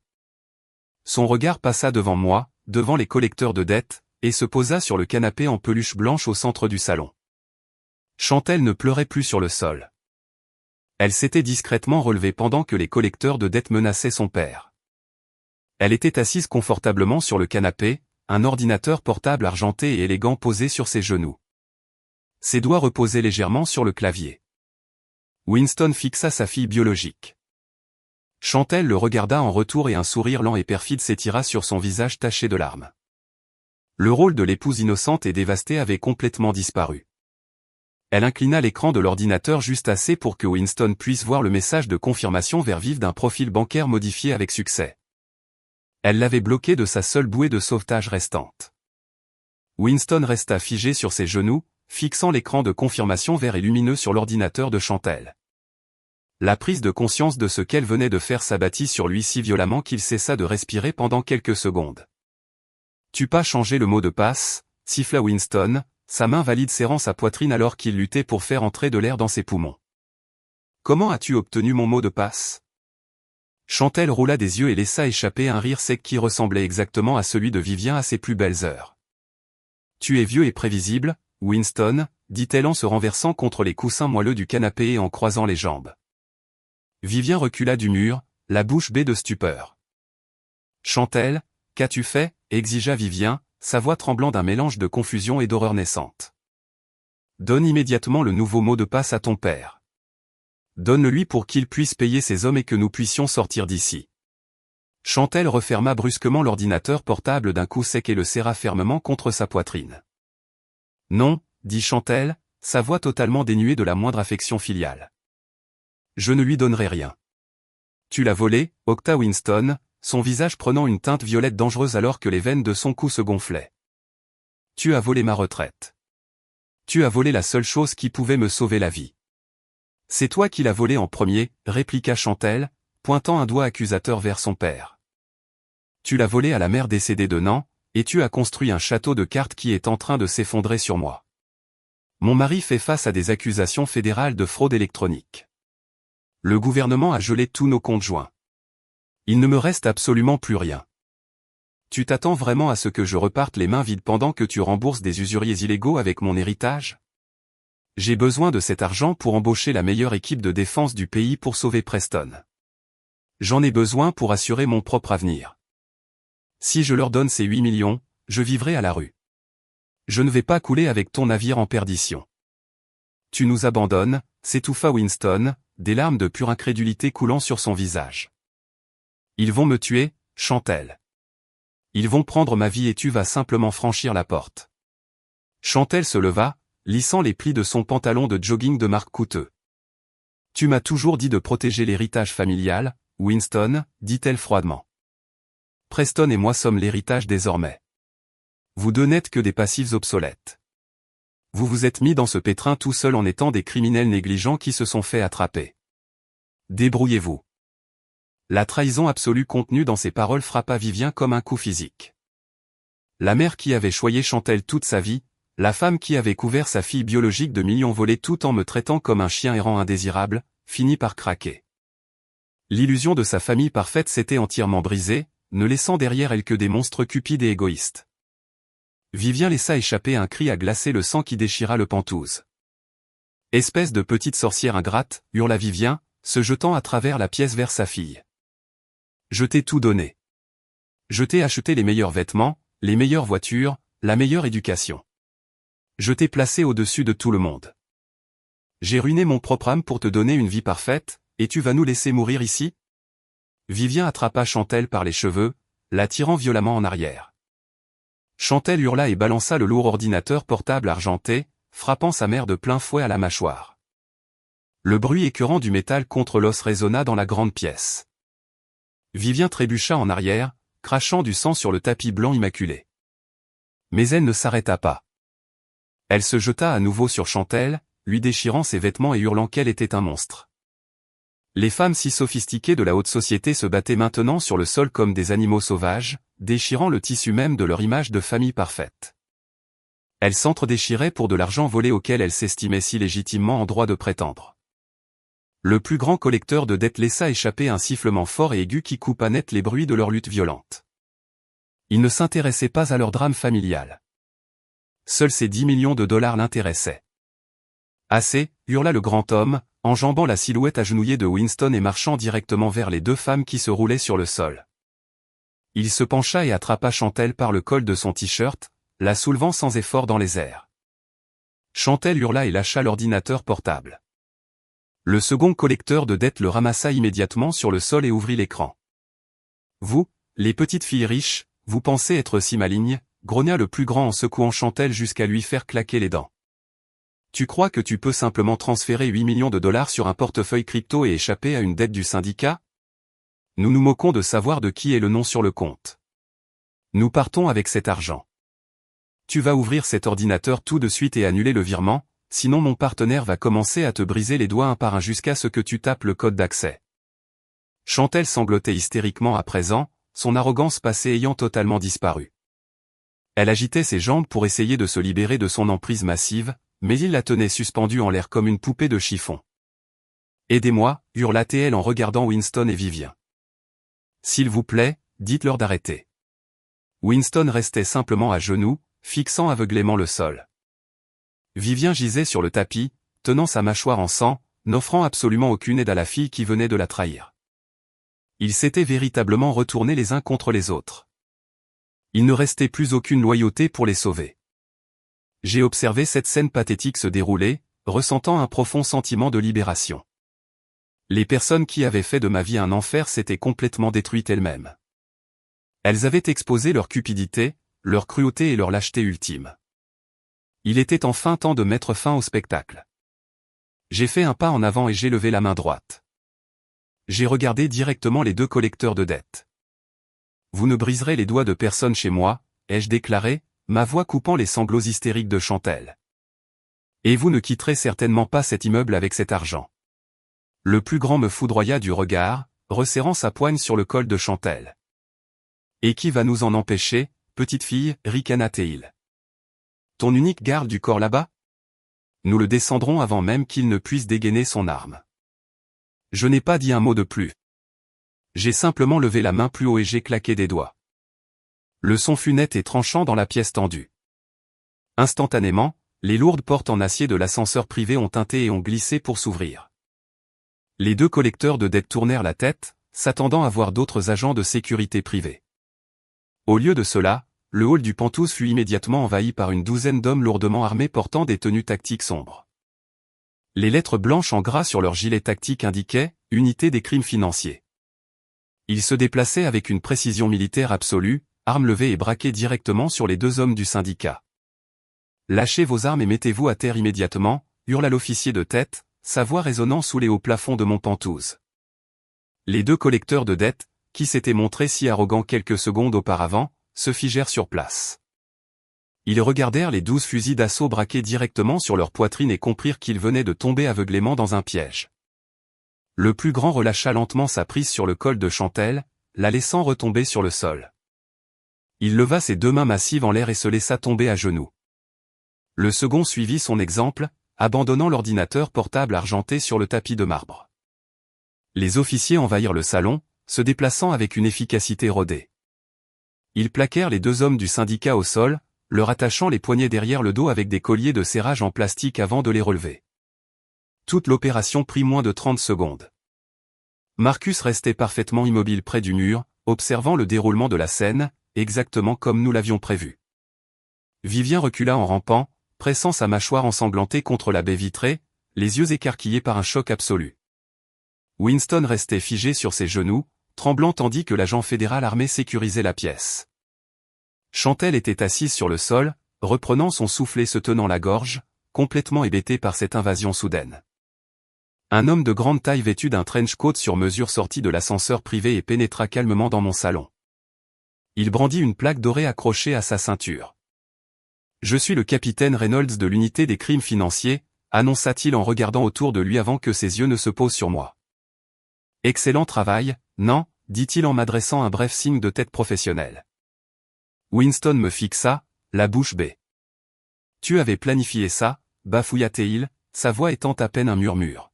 « Tu savais qu'il venait. » Je baissai les yeux vers l'homme qui m'avait tourmenté toute ma vie, n'éprouvant rien d'autre qu'une froide satisfaction. « Je ne savais pas seulement qu'il venait, Winston, dis-je doucement. Je les ai invités. Quand j'ai racheté tes dettes commerciales, j'ai également trouvé la trace des prêts de jeux illégaux de Preston. J'ai simplement fait savoir au syndicat où ils pouvaient trouver leur garant aujourd'hui. Je savais qu'ils essaieraient de t'extorquer et je savais que tu essaierais d'utiliser tes fonds offshore illégaux pour sauver ta propre peau. L'unité d'intervention a surveillé chaque caméra et chaque microphone de ce Penthouse depuis votre arrivée. Nous avons l'intégralité de la tentative d'extorsion et tes aveux d'évasion fiscale sur des enregistrements numériques d'une clarté limpide. Winston laissa échapper un gémissement pitoyable et enfouit son visage dans ses mains, réalisant qu'il venait de confesser ses crimes devant un agent fédéral enregistré sur bande. Le capitaine Reynolds détourna son attention de mon père ruiné pour regarder Chantelle. Elle était toujours assise sur le sol, se frottant le cou et fixant les policiers d'un air hébété. « Chantelle Hastings », dit le capitaine d'une voix froide et solennelle. « Vous êtes en état d'arrestation pour fraude électronique fédérale, transfert illégal de fonds illicites et blanchiment d'argent. Vous avez le droit de garder le silence. Tout ce que vous direz pourra être retenu contre vous devant un tribunal. » Deux policières s'avancèrent, saisissant Chantelle par les bras et la relevant sans ménagement. Elles la firent pivoter et lui passèrent de lourdes menottes métalliques au poignet. Chantelle hurla, se débattant sauvagement contre la prise des policières. « Qu'est-ce que vous faites » hurla-t-elle, sa voix résonnant sur les parois vitrées. « C'est moi la victime ici. Vous ne pouvez pas m'arrêter. C'est mon mari qui a commis la fraude électronique. J'essayais juste de l'aider. Vous vous trompez de personne. Vous venez de vous connecter à un compte offshore volé et d'initier un transfert non autorisé de 8 millions de dollars vers un portefeuille crypto décentralisé, déclara le capitaine d'un ton plat, croisant les bras sur sa poitrine. C'est la définition littérale de la fraude électronique et du blanchiment d'argent. Nous vous avons vu le faire en temps réel sur nos moniteurs. Chantelle céda à la panique, son masque de perfection s'effondrant complètement. Elle regarda éperdument autour d'elle dans la pièce, cherchant désespérément quelqu'un pour la sauver. Ses yeux se posèrent sur Vivien, mais sa mère détourna simplement le regard, serrant toujours sa mâchoire meurtrie, refusant d'aider la fille qui venait de la frapper. Le regard désespéré de Chantelle se tourna vers Winston. « Papa, s'il te plaît » sanglota-t-elle, la voix brisée par la terreur. « Dis-leur d'arrêter. Dis-leur que c'était ton argent. Dis-leur que tu m'as dit de le transférer. Tu devais me sauver. Je ne peux pas aller en prison fédérale. Je ne survivrai pas. S'il te plaît, papa, fais quelque chose. » Winston garda le visage enfoui dans ses mains. Il ne leva pas les yeux. Il ne parla pas. L'homme qui avait passé sa vie entière à projeter le pouvoir et l'autorité, l'homme qui avait constamment placé Chantelle sur un piédestal au-dessus de tout le monde, était maintenant prostré sur le sol. Il était entièrement consumé par sa propre ruine imminente. Il savait que s'associer au transfert frauduleux de Chantelle ne ferait qu'ajouter des années à sa propre peine de prison inévitable. Il choisit la préservation de soi plutôt que sa fille préférée, l'abandonnant complètement aux autorités. « Papa » hurla Chantelle, sa voix se brisant en un cri hystérique tandis que les policières commençaient à la traîner vers l'ascenseur. « Regarde-moi. Ne les laisse pas m'emmener. » Winston ferma les yeux de toutes ses forces et tourna la tête vers le mur, confirmant ainsi sa lâcheté absolue. Le capitaine Reynolds s'interposa sur le chemin de Chantelle, obligeant les policières à s'arrêter. Chantelle cessa de se débattre, respirant lourdement tout en fixant l'agent fédéral avec une haine pure. « Vous commettez une énorme erreur » cracha Chantelle, des larmes coulant à travers son maquillage ruiné. « Cet argent appartient à ma famille. J'ai tout à fait le droit de le mettre en sécurité. Je vais engager les meilleurs avocats du pays, et ils vont détruire votre carrière. J'ai 8 millions de dollars en crypto intraçable. » Le capitaine inclina la tête, laissant échapper un rire sec et sans humour. « C'est la partie la plus intéressante de toute cette opération, Chantelle, » dit-il en sortant une petite tablette de sa poche. Il tapota l'écran à quelques reprises et la lui présenta. Chantelle plissa les yeux vers l'écran, sa confusion grandissant. « Nous avons saisi les comptes offshore de votre père au Caïmans hier après-midi, » expliqua le capitaine d'un ton sérieux et méthodique. Nan nous a fourni les numéros de routage, et nous avons collaboré avec les autorités internationales pour geler les actifs 24 heures avant même que vous ne mettiez les pieds dans cet immeuble. Ces 8 millions de dollars sont bloqués par le gouvernement fédéral depuis hier. La bouche de Chantelle s'ouvrit et se referma, mais aucun son n'en sortit. Elle fixa la tablette, puis regarda l'ordinateur portable posé sur le sol. Si le compte au Caïmans était déjà gelé hier, demandait le capitaine, se penchant plus près de Chantelle, les yeux rétrécis par une intense curiosité, alors d'où proviennent les 8 millions de dollars que vous venez de transférer sur votre portefeuille crypto personnel? La pièce était plongée dans un silence de mort, à l'exception de la respiration lourde des deux hommes au sol. Chantelle fixa la tablette dans la main du capitaine, son esprit étant totalement incapable de traiter l'ampleur de son erreur. Si l'argent de Winston était déjà gelé par le gouvernement fédéral, alors à qui appartenait l'argent qu'elle venait de voler? Je m'avançai, laissant enfin un sourire lent et satisfait éclairer mon visage. J'ai baissé les yeux vers ma sœur aînée, regardant sa supériorité arrogante se vider d'elle jusqu'à ce qu'il ne reste plus qu'une peur primaire et brute. « Tu n'as pas piraté le compte offshore de Winston, Chantelle ?» dis-je, ma voix résonnant clairement dans la pièce silencieuse. Winston n'avait même pas le bon portail de connexion ouvert sur son téléphone. J'ai installé un réseau miroir dans ce Penthouse avant même que vous n'arriviez. Le portail auquel tu as accédé sur ton ordinateur portable était une passerelle fantôme. Il exécutait un logiciel fantôme que j'ai conçu spécifiquement pour ce moment. Chantelle secoua la tête de gauche à droite, ses menottes cliquetant l'une contre l'autre. « De quoi parles-tu » bafouilla-t-elle, les yeux écarquillés et injectés de sang. J'ai vu les 8 millions de dollars. J'ai transféré le solde sur mon portefeuille. Tu as effectivement transféré un solde, acquiesçai-je, faisant un pas de plus vers elle. Mais ce n'était pas l'argent de Winston. Quand ces deux messieurs sont entrés dans l'immeuble, mon système de sécurité a intercepté leurs appareils de communication cryptés. Mon logiciel fantôme a remonté leur réseau jusqu'à leur fonds opérationnel principal. Les 8 millions de dollars que tu viens de transférer sur ton portefeuille crypto décentralisé appartenaient entièrement à l'organisation criminelle qui a envoyé ces hommes ici aujourd'hui. En appuyant sur ce bouton de transfert, tu as officiellement volé 8 millions de dollars directement au milieu criminel. La réaction au sol fut immédiate et explosive. Le plus grand collecteur de dettes comprit exactement ce qui venait de se passer. L'argent que ses patrons utilisaient pour financer leurs opérations illégales, corrompre des fonctionnaires et gérer leur réseau de jeux clandestins venait d'être détourné par une riche mondaine gâtée. Il laissa échapper un rugissement de pure rage si assourdissant qu'il fallut 3 policiers de l'unité d'intervention pour le maintenir plaqué sur le sol en marbre alors qu'il se débattait violemment contre ses liens. « Tu es morte » hurla le grand homme, crachant du sang sur le tapis tout en fixant Chantelle d'un regard meurtrier. « Tu m'entends, espèce de petite idiote ? Tu es une femme morte en sursis. Tu viens de voler les personnes les plus dangereuses de cette ville. Il n'existe aucun programme de protection de la police qui pourra te cacher.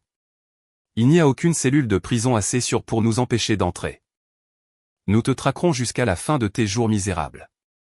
Et quand nous te trouverons, nous te ferons supplier pour mourir. » Le second homme se joignit à lui, sa voix étant un sifflement venimeux qui glaça l'atmosphère.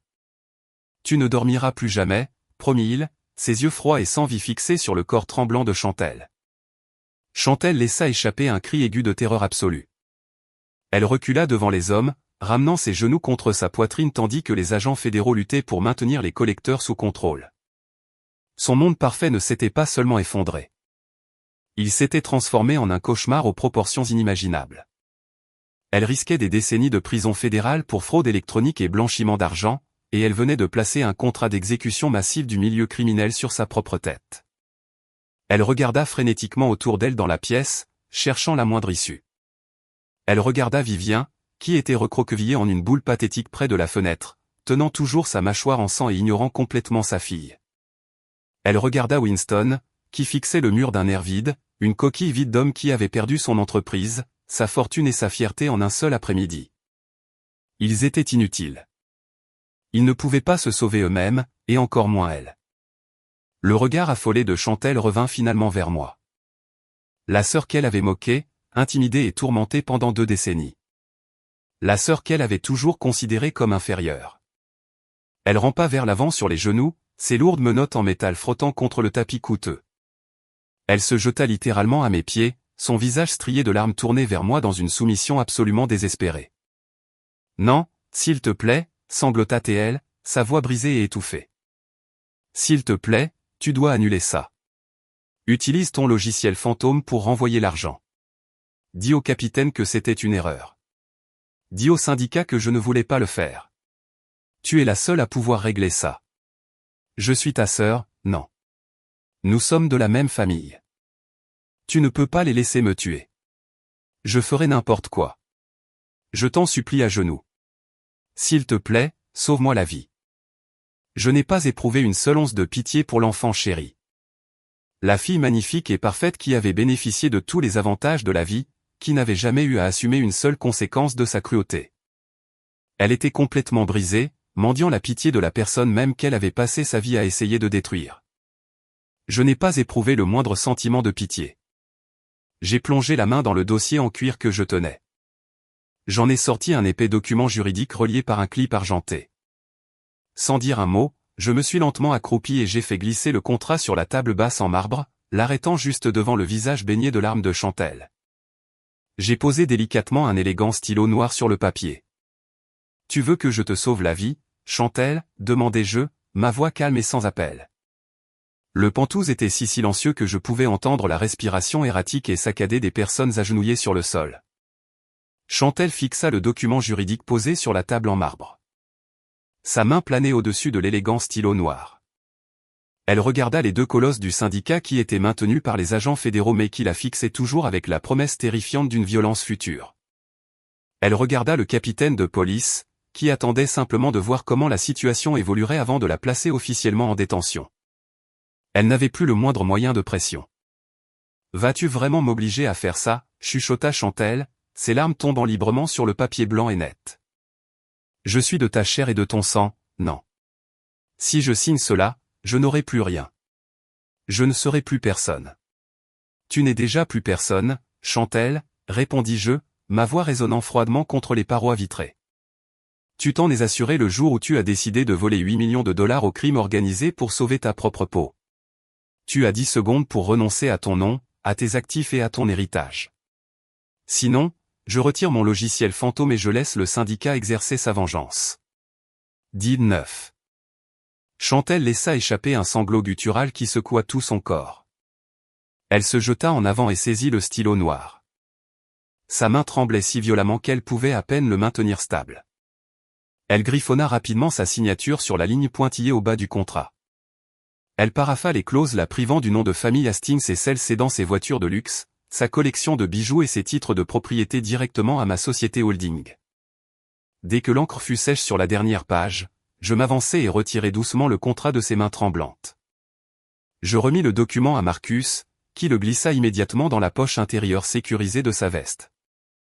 Le transfert d'actifs était légalement contraignant et finalisé. L'enfant chéri était officiellement dépouillé de tout.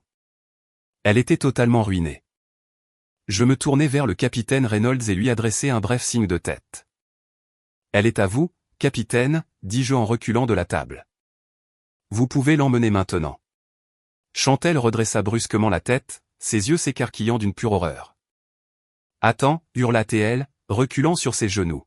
« Tu as dit que tu me sauverais, non. Tu as dit que tu annulerais le transfert si je signais le contrat. Tu l'as promis. » Je la regardai avec une expression calme et vide. « J'ai dit que j'annulerais le transfert de l'argent du syndicat pour qu'il ne te tue pas, » précisai-je. Et c'est ce que j'ai fait.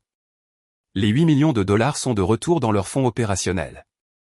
Bureau, je n'ai jamais dit que j'empêcherais les autorités fédérales de t'arrêter pour avoir initié un virement bancaire illégal en premier lieu. Tu as tout de même commis une fraude fédérale, Chantelle. Bon séjour en prison. Les deux policières relevèrent rudement Chantelle.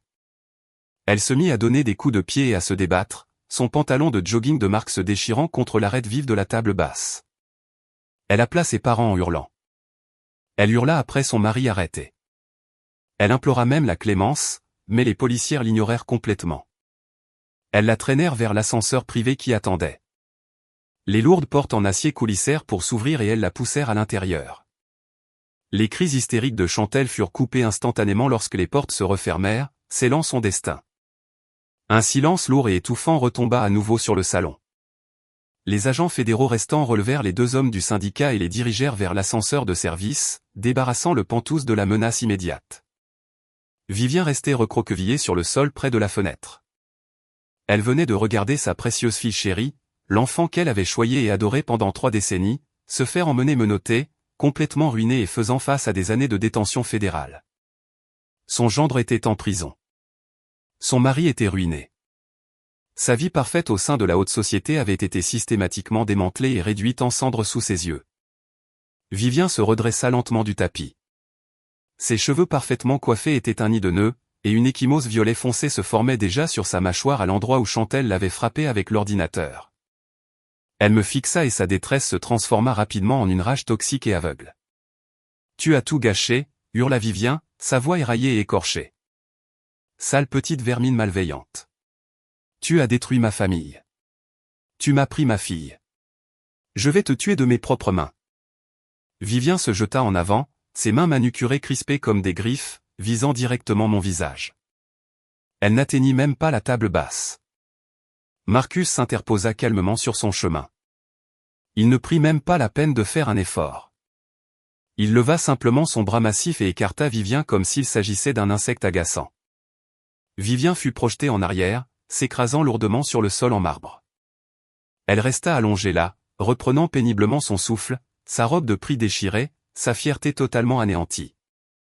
Elle enfouit son visage dans ses mains et commença à pleurer les larmes brisées et pathétiques d'une femme qui venait de réaliser qu'elle avait absolument tout perdu. Je me tenais au centre du salon dévasté, contemplant la destruction absolue des personnes qui m'avaient torturé pendant 18 ans. C'était fini. J'avais gagné.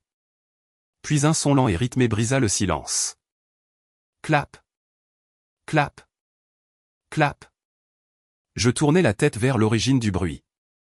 Winston n'était plus prostré sur ses genoux. Il se relevait lentement, ses mains se rejoignant dans des applaudissements délibérés et mesurés. Il brossa la poussière sur les genoux de son pantalon de smoking abîmé et redressa sa posture. La terreur qu'il avait habité quelques instants plus tôt avait complètement disparu, remplacée par une lueur calculatrice dans ses yeux. Brillant, dit Winston, sa voix étant étonnamment ferme tandis qu'il me regardait avec un sentiment de respect tordu. Absolument brillant, non. Je dois admettre que je t'ai sous-estimé. Tu as orchestré toute cette opération de main de maître. Tu as laissé Chantelle se pendre elle-même. Tu as éliminé la menace du syndicat. Et tu as légalement saisi le moindre actif que possédait cette famille. Tu es impitoyable. Tu es froide. Tu es exactement le genre de prédateur qu'il faut pour survivre dans le monde réel des affaires. Vivien cessa de pleurer et leva les yeux vers son mari dans une incompréhension totale. Winston, qu'est-ce que tu fais, croassa Vivien, la voix tremblante. Elle vient de détruire nos vies. Winston ne jeta même pas un regard à sa femme. Il garda ses yeux fixés sur moi. Elle a détruit ta vie, Vivien, rectifia-t-il froidement. Parce que tu étais faible et que tu as élevé une fille faible et stupide. Je vois la vérité maintenant. Je vois qui est le véritable héritier de mon empire. Winston fit un pas vers moi, ajustant sa cravate. Tu possèdes les actifs, non, mais tu n'as pas le réseau de relations, dit-il, son ton glissant vers une négociation commerciale fluide. Tu as les capitaux, mais il te manque les décennies de relations établies que j'ai construites à Wall Street. Tu as besoin d'un partenaire. Quelqu'un qui pense exactement comme toi. Quelqu'un qui comprend que la famille n'est qu'un autre mot pour désigner un moyen de pression. J'ai continué à le fixer, le laissant creuser sa propre tombe. Je suis prêt à divorcer de Vivien immédiatement, annonça Winston, sa voix résonnant d'une trahison absolue. Je la laisserai sans rien. Je vais la couper complètement du monde. Tout comme nous l'avons fait pour Chantelle. Je vais m'installer ici avec toi, non. Nous pourrons fusionner nos réseaux. Je peux t'aider à diriger le fonds d'investissement. Avec ton absence de pitié et mes relations, nous serons inarrêtables. Nous pourrons reconstruire l'empire ensemble. Juste le père et sa fille. Vivien laissa échapper un soupir étranglé, se prenant la poitrine comme si elle avait été poignardée. L'époux aux côtés de qui elle s'était tenue, l'homme qu'elle avait aidé à commettre des fraudes, était maintenant tout à fait disposé à la jeter au loup pour se sauver lui-même. Il proposait de s'associer avec la fille qu'il avait maltraitée toute sa vie simplement parce qu'elle s'était révélée être le prédateur ultime dans la pièce. Sa lâcheté et sa cupidité étaient pleinement et entièrement exposées. L'audace inouïe de sa proposition flottait dans l'air stagnant du Penthouse, rendant l'atmosphère totalement étouffante. Même l'agent fédéral aguerri qui se tenait près de l'ascenseur affichait un dégoût visible pour cet homme. Winston offrait sa femme de 30 ans en sacrifice sans la moindre hésitation. J'ai regardé l'homme qui m'avait terrorisé toute ma vie, prise d'une vague de dégoût absolu.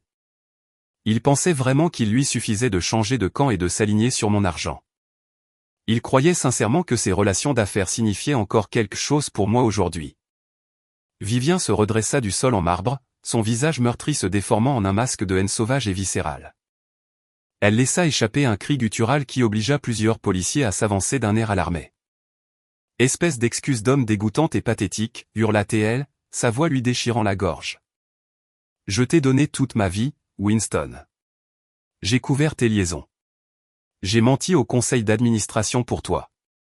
J'ai souri à tes horribles dîners de gala pendant que tu poignardais tes partenaires dans le dos. J'ai élevé ton enfant chéri et je t'ai aidé à écarter la fille dont tu ne voulais pas. Et tu vas simplement me jeter comme une ordure pour te sauver? Winston ne scia même pas face à ses cris. Il se contenta d'ajuster ses boutons de manchette et regarda sa femme avec un profond mépris. Tu n'as jamais été qu'un trophée, Vivien, déclara-t-il froidement. Et en ce moment, tu es un passif. Je suis un homme d'affaires qui effectue une transition logique. Non à les capitaux et j'ai l'expérience. Tu n'as absolument plus rien à m'offrir. Le cynisme absolu de ces paroles fit définitivement basculer Vivien. Sa loyauté, qui avait été la seule chose sincère en elle, s'évapora entièrement dans l'air froid. Une transition logique? Vivien éclata d'un rire hystérique, qui semblait totalement dément. Tu te prends pour un homme d'affaires de génie, Winston? Tu n'es rien d'autre qu'un vulgaire voyou en costume sur mesure. Tu n'as jamais rien construit de légitime dans toute ta vie. Elle se tourna frénétiquement vers le capitaine Reynolds et les policiers qui activaient déjà leurs caméras piétonnes. Vous voulez des délits financiers, hurla-t-elle, pointant un doigt tremblant vers son mari. Je sais exactement où les corps sont enterrés. Je sais précisément comment il a obtenu les permis de zonage du centre-ville l'année générale. Il a payé l'urbaniste de la ville avec un demi-million de dollars transférés par le biais d'une société écran bidon enregistrée au nom de Chantel. Je suis au courant de la fraude contractuelle avec les fournisseurs étrangers. Il a intentionnellement saboté leur route maritime et falsifié des documents de défaut pour pouvoir voler leur part de marché. Je possède les mots de passe des registres cachés dans mon coffre-fort personnel. Les officiers restèrent dans un silence stupéfait tandis que la matriarche de la famille Hastings confessait volontairement une décennie d'espionnage industriel et de délits fédéraux. Chaque mot était enregistré sur de multiples appareils. Vivien détaillait la corruption, l'extorsion et la fraude contractuelle, versant de l'essence sur tout l'empire soigneusement édifié par Winston avant d'y craquer une allumette. Elle se moquait de s'impliquer elle-même dans le processus. Elle voulait uniquement entraîner Winston dans sa chute. Je sais comment il a manipulé les cours des actions avant la fusion, continua-t-elle, la poitrine haletante alors qu'elle crachait chaque sombre secret qu'elle avait gardé pendant des décennies. Il a utilisé des informations d'initiés et a menacé les actionnaires votants pour forcer l'accord.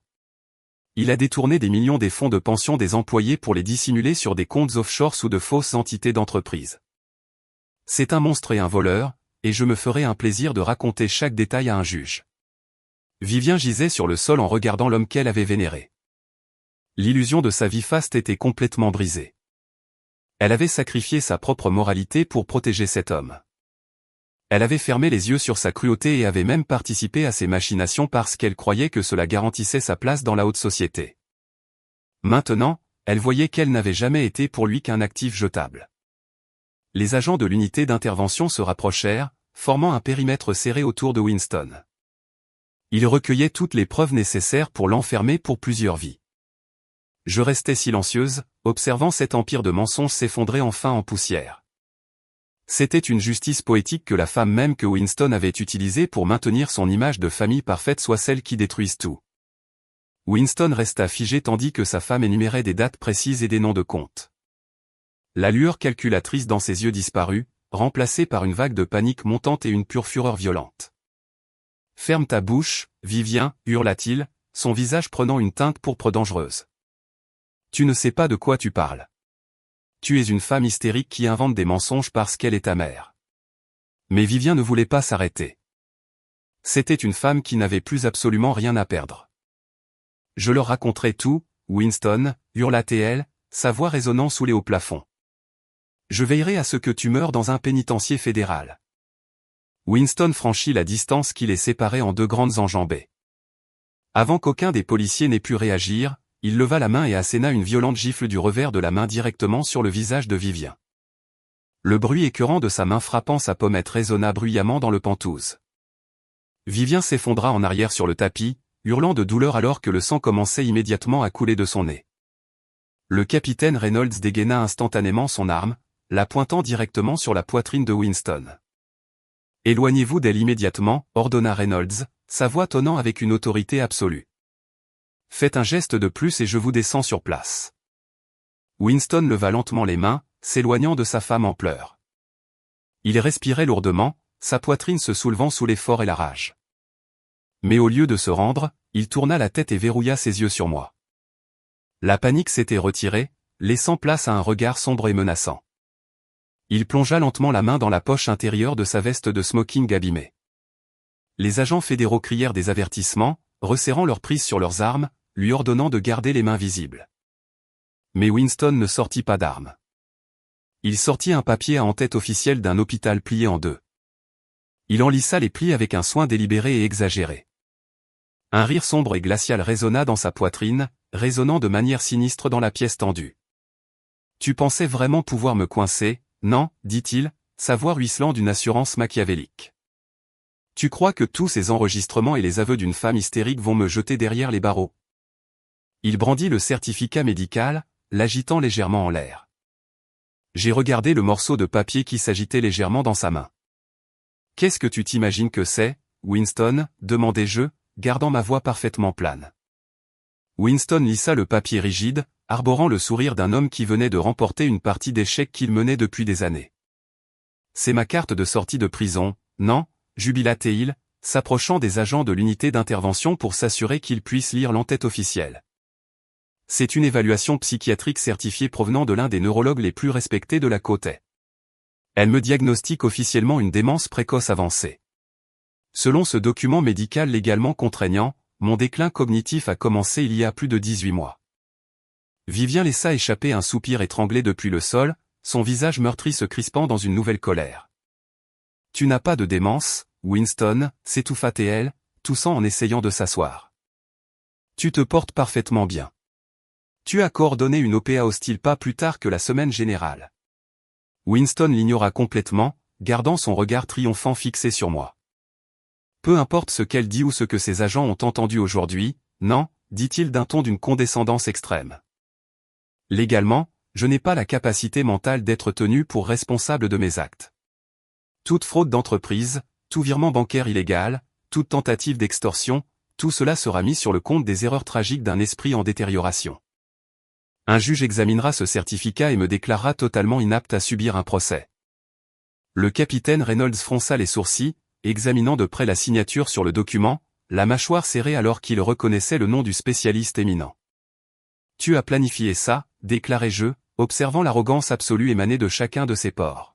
« Tu as payé un médecin pour te diagnostiquer une fausse maladie cérébrale dégénérative juste pour disposer d'un bouclier juridique si tes crimes venaient à te rattraper. »« Je suis un visionnaire, non ?» gloussa Winston, rangeant soigneusement le papier dans sa poche de veste. « Je planifie toujours les pires scénarios. Pendant que ta mère et toi étiez occupés à jouer à vos petits jeux, j'assurais mon avenir. J'ai payé ce médecin $1 demi-million pour établir un historique médical documenté de ma prétendue maladie. Alors allez-y, arrêtez-moi, capitaine. Emmenez-moi me noter. Dès que mes avocats présenteront cette évaluation à un juge fédéral, je serai transféré dans un centre médical de luxe dans les Hamptons.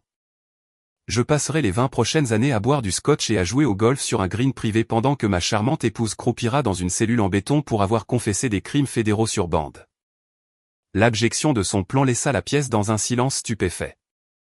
Les agents de l'unité d'intervention se regardèrent, visiblement dégoûtés par l'homme qui se tenait devant eux.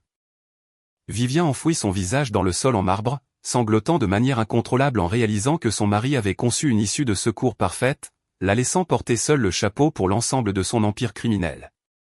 Il avait véritablement pensé à tout. Il avait bâti une forteresse de mensonges si épaisse que même un raid fédéral armé ne pouvait la traverser. Winston sourit, ajustant sa veste de smoking abîmée, totalement satisfait de sa victoire ultime. Il tendit ses poignets vers le capitaine Reynolds, dans un geste de reddition moqueur. « Emmenez-moi, capitaine », proposa Winston d'une voix douce et arrogante. J'ai cru comprendre que les véhicules de transport médical étaient très confortables.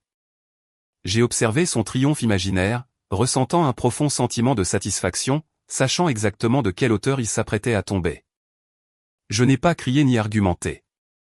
J'ai simplement glissé la main dans la poche de mon pantalon de créateur et j'en ai sorti mon smartphone. « Tu as raison sur un point, Winston » dis-je, ma voix coupant son rire suffisant. Tu planifies toujours les pires scénarios. Mais le problème quand on ne compte que sur un seul filet de sécurité, c'est que quelqu'un peut toujours en couper les cordes. Winston s'arrêta de rire, ses yeux se rétrécissant tandis qu'il me regardait tapoter l'écran de mon téléphone. « Qu'est-ce que tu fais » exigea-t-il, sa posture d'assurance vacillant légèrement. J'ai réglé le volume au maximum et j'ai orienté le téléphone pour que Winston et les agents fédéraux puissent voir l'écran. Celui-ci s'alluma, montrant une salle d'interrogatoire blanche et austère. Assis à une table en métal, l'air terrifié et vêtu d'une combinaison de prisonnier orange, se tenait le docteur Jonathan Harris, le neurologue éminent même qui avait signé le miraculeux certificat médical de Winston. Le visage de Winston devint blafard. Le sang se retira de ses joues si rapidement qu'il vacilla sur ses pieds. J'ai appuyé sur lecture. La voix tremblante du médecin remplit le pantoux silencieux. Je passe aux aveux, sanglotait le docteur Harris face à la caméra, ses mains s'agitant frénétiquement. Winston Hastings n'a pas de démence. Il est en parfaite santé. Il m'a payé 500 000 $ par le biais d'une société écran pour falsifier son dossier médical et fabriquer un historique de déclin cognitif. J'ai falsifié les scanners cérébraux.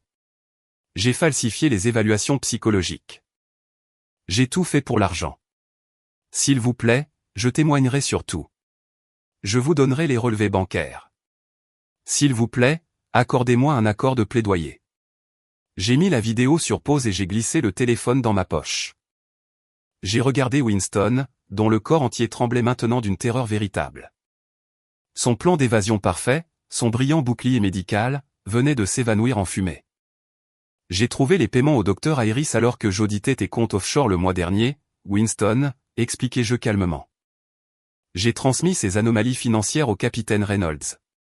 Le FBI accueillit ton estimé médecin dans sa clinique privée hier matin. Il s'est mis à chanter comme un pinson dès qu'ils lui ont montré les virements bancaires.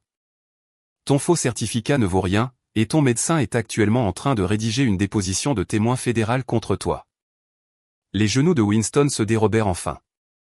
Il s'effondra sur le sol directement à côté de Vivien, le certificat médical glissant de sa poche pour atterrir inutilement sur le tapis taché de sang. Le visage de Winston se contracta dans un masque de peur pure et absolue tandis qu'il me fixait depuis le sol.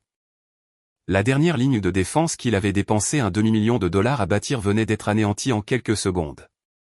Il n'était plus un puissant titan de la finance ni un cerveau machiavélique. Il n'était plus qu'un vieil homme pitoyable qui n'avait plus le moindre mensonge à raconter. Le capitaine Reynolds fit signe à ses hommes et 2 officiers lourdement armés s'avancèrent immédiatement, saisissant Winston par les bras pour le relever. « Winston Hastings », dit le capitaine d'une voix forte et autoritaire.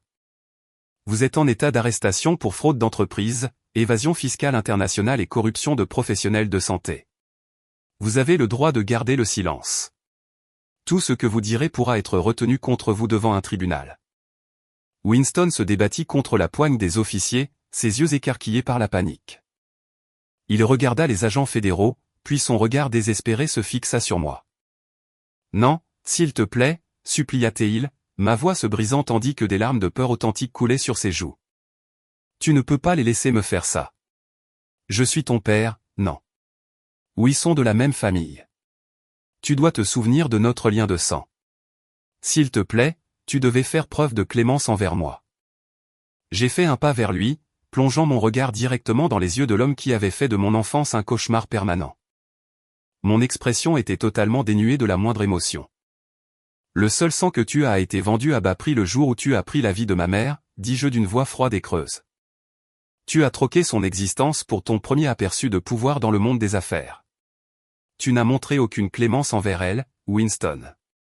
Tu n'as montré aucune clémence envers moi. Maintenant, tu as exactement ce que tu mérites.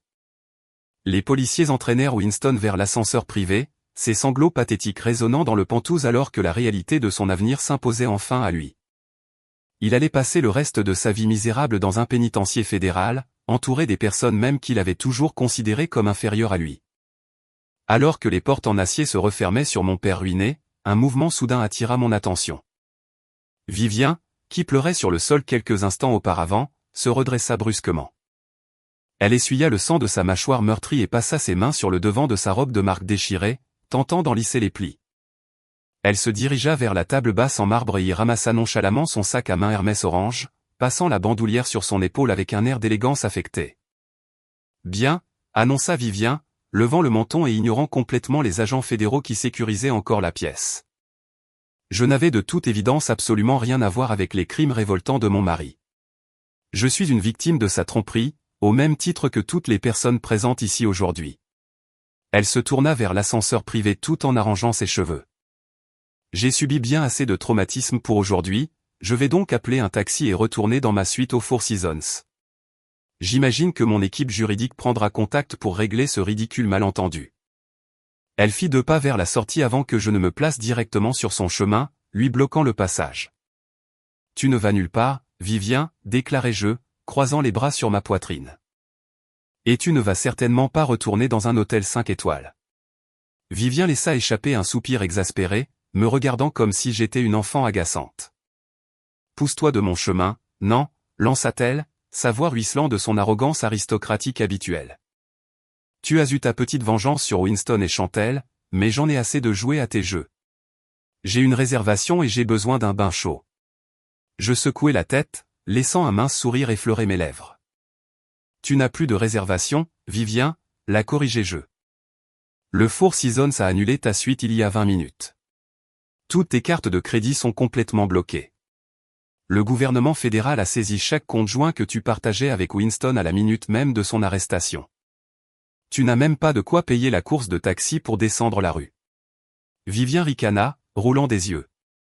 Tu mens, persifla-t-elle, serrant plus fort son sac Hermès. Mes comptes personnels sont entièrement distincts des fonds d'entreprise de Winston. Tu ne peux pas y toucher. Je me contentais de la regarder, laissant le silence s'étirer jusqu'à ce que sa fausse assurance commence à faiblir. Ses mains se mirent à trembler lorsqu'elle plongea les doigts dans son sac pour en sortir son smartphone. Elle composa rapidement le numéro de la réception privée de son hôtel. Elle plaqua le téléphone contre son oreille, tapotant impatiemment le sol en marbre de ses talons coûteux. Oui, c'est Vivien Hastings, aboya-t-elle dans le combiné dès que la communication fut établie. J'ai besoin qu'on envoie une voiture à mon adresse immédiatement et que ma suite soit préparée. Comment cela, ma carte a été refusée. Repassez-la. Je vous dis de la repasser. Son visage devint blafard tandis qu'elle écoutait le réceptionniste lui expliquer que ses comptes étaient entièrement gelés. Elle raccrocha, la poitrine oppressée par des respirations paniquées. Elle ouvrit frénétiquement son application bancaire, ses yeux s'écarquillant d'horreur en découvrant des soldes à 0 sur tous ses écrans. Non, souffla Vivien, secouant la tête. C'est impossible. Elle composa rapidement un autre numéro, ses doigts glissant sur l'écran. Elle appelait ses amis de l'élite du country club d'Atlanta, les femmes avec qui elle avait passé des décennies à commérer et à boire du champagne. Elle arpenta le tapis, le téléphone à l'oreille. Margaret, dit Vivien, s'efforçant d'adopter un ton enjoué et chaleureux. Ma chérie, c'est Vivien. J'ai un léger souci avec ma banque en ce moment, et j'aurais besoin d'un tout petit service. Pourrais-tu éventuellement me faire un virement de dépannage, juste jusqu'à lundi? La ligne se coupa. Margaret avait raccroché à la seconde même où elle avait demandé de l'argent. Vivien fixa l'écran avec stupeur avant de composer rapidement un autre numéro. Eleanor, supplia-t-elle presque lorsque l'appel suivant aboutit. S'il te plaît, j'ai besoin de ton aide. Winston a été arrêté et je n'ai absolument plus rien. J'ai juste besoin d'un endroit où dormir ce soir. Je am désolé, Vivien, répondit une voix froide à travers le haut-parleur. Nous avons vu les informations concernant le raid sur les réseaux financiers. Nous ne pouvons tout simplement pas être associés à votre famille à l'heure actuelle. S'il vous plaît, n'appelez plus à ce numéro. La communication fut coupée. Vivien tenta d'appeler 3 autres numéros, mais ils tombèrent tous directement sur messagerie. Ses amis de la haute société l'avaient complètement abandonné. La nouvelle de la chute spectaculaire de Winston s'était déjà propagée dans les réseaux du country club comme une traînée de poudre, et personne ne voulait avoir le moindre rapport avec une mondaine ruinée et déshonorée. Elle bloquait ses numéros les uns après les autres. Vivien laissa tomber son téléphone, l'appareil coûteux s'écrasant sur le marbre. Elle hyperventilait à présent, la réalité de sa pauvreté absolue s'abattant enfin sur elle. Elle n'avait plus d'argent, plus d'amis, plus de mari et plus de filles. Elle était entièrement seule.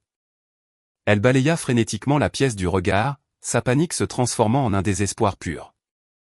Elle regarda les tableaux de prise accrochés au mur, les vases antiques sur les tables, mais elle savait qu'elle ne pouvait rien emporter de Montpentouse. Puis son regard glissa vers sa propre main.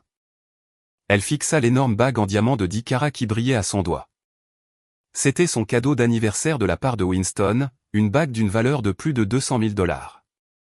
Un sourire frénétique et soulagé apparut sur son visage meurtri.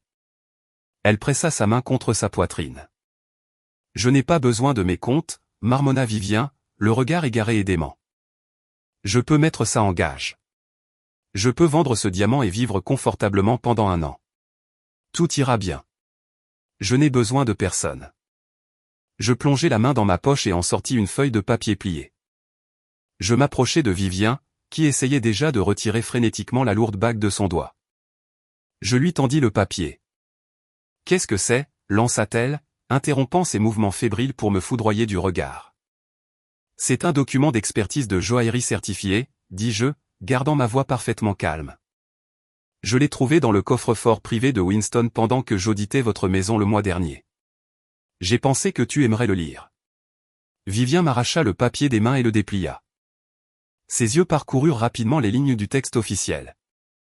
Soudain, elle se figea. Sa respiration se coupa net. Le document stipulait clairement que la pierre centrale de son énorme bague d'anniversaire n'était pas du tout un diamant, mais une vulgaire zircone cubique synthétique d'une valeur de moins de 500 $. Winston ne lui avait jamais acheté de véritable diamant. Il lui avait offert un morceau de verre sans valeur pour la faire taire. « Ta vie entière n'était qu'une imposture, Vivien, » dis-je doucement alors que le rapport d'expertise glissait de ses doigts tremblants pour voltiger vers le sol. « Et maintenant, tu n'as plus absolument rien derrière quoi te cacher. » Vivien fixa la feuille de papier comme s'il s'agissait d'une écriture étrangère, son esprit refusant catégoriquement d'assimiler les mots imprimés sur l'entête officielle. Une zircone cubique synthétique, un vulgaire morceau de verre. Elle continuait de scier rapidement, s'attendant à ce que les mots se transforment comme par magie en ce diamant pur de 10 carats qu'elle pensait porter depuis 3 ans. Sa respiration devint courte et saccadée tandis que ses yeux oscillaient entre la fausse pierre à son doigt et le document posé sur le marbre froid. « C'est un faux, Vivien, » répétai-je, ma voix résonnant dans le silence soudain du Pentouse dévasté. Winston a vendu le véritable diamant il y a 3 ans. Il l'a pris dans ta boîte à bijoux pendant que tu dormais et a demandé à son joaillier personnel de remplacer la pierre. Il avait un besoin immédiat de liquidité pour boucher les trous financiers massifs que Preston avait creusés dans les comptes de l'entreprise. Ton précieux beau-fils saignait l'entreprise à blanc avec ses dettes de jeu et ses investissements inconsidérés, et Winston a décidé que ta bague d'anniversaire était le moyen idéal de colmater discrètement la brèche. Vivien laissa échapper un son qui tenait moins du cri que du râle d'un animal blessé luttant pour respirer. Elle se prit la poitrine, s'effondrant sur les genoux alors que la réalité implacable de sa misérable existence lui coupait définitivement le souffle. Sa vie entière de luxe et de privilèges n'était qu'une coquille vide. Elle avait sacrifié sa jeunesse, sa moralité et son âme à un homme qui ne la considérait que comme un simple faire-valoir jetable. Il l'avait parée de faux bijoux et exhibée devant la haute société tout en la dépouillant en secret pour protéger son gendre arrogant. Il ne restait plus d'argent. Il n'y avait plus d'amis de l'élite prête à la secourir. Il n'y avait plus de famille pour se presser à ses côtés.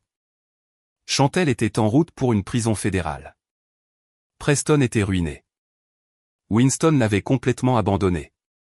Et maintenant, elle réalisait qu'elle ne possédait pas même le moindre bijou de valeur à mettre en gage pour s'offrir un repas chaud. L'illusion de son statut intouchable et grandiose était définitivement brisée, ne lui laissant rien d'autre que la robe de marque déchirée sur son dos et les ecchymoses toutes fraîches sur son visage. Elle s'effondra complètement sur le sol, pleurant de manière incontrôlable. C'était un spectacle pitoyable et laid.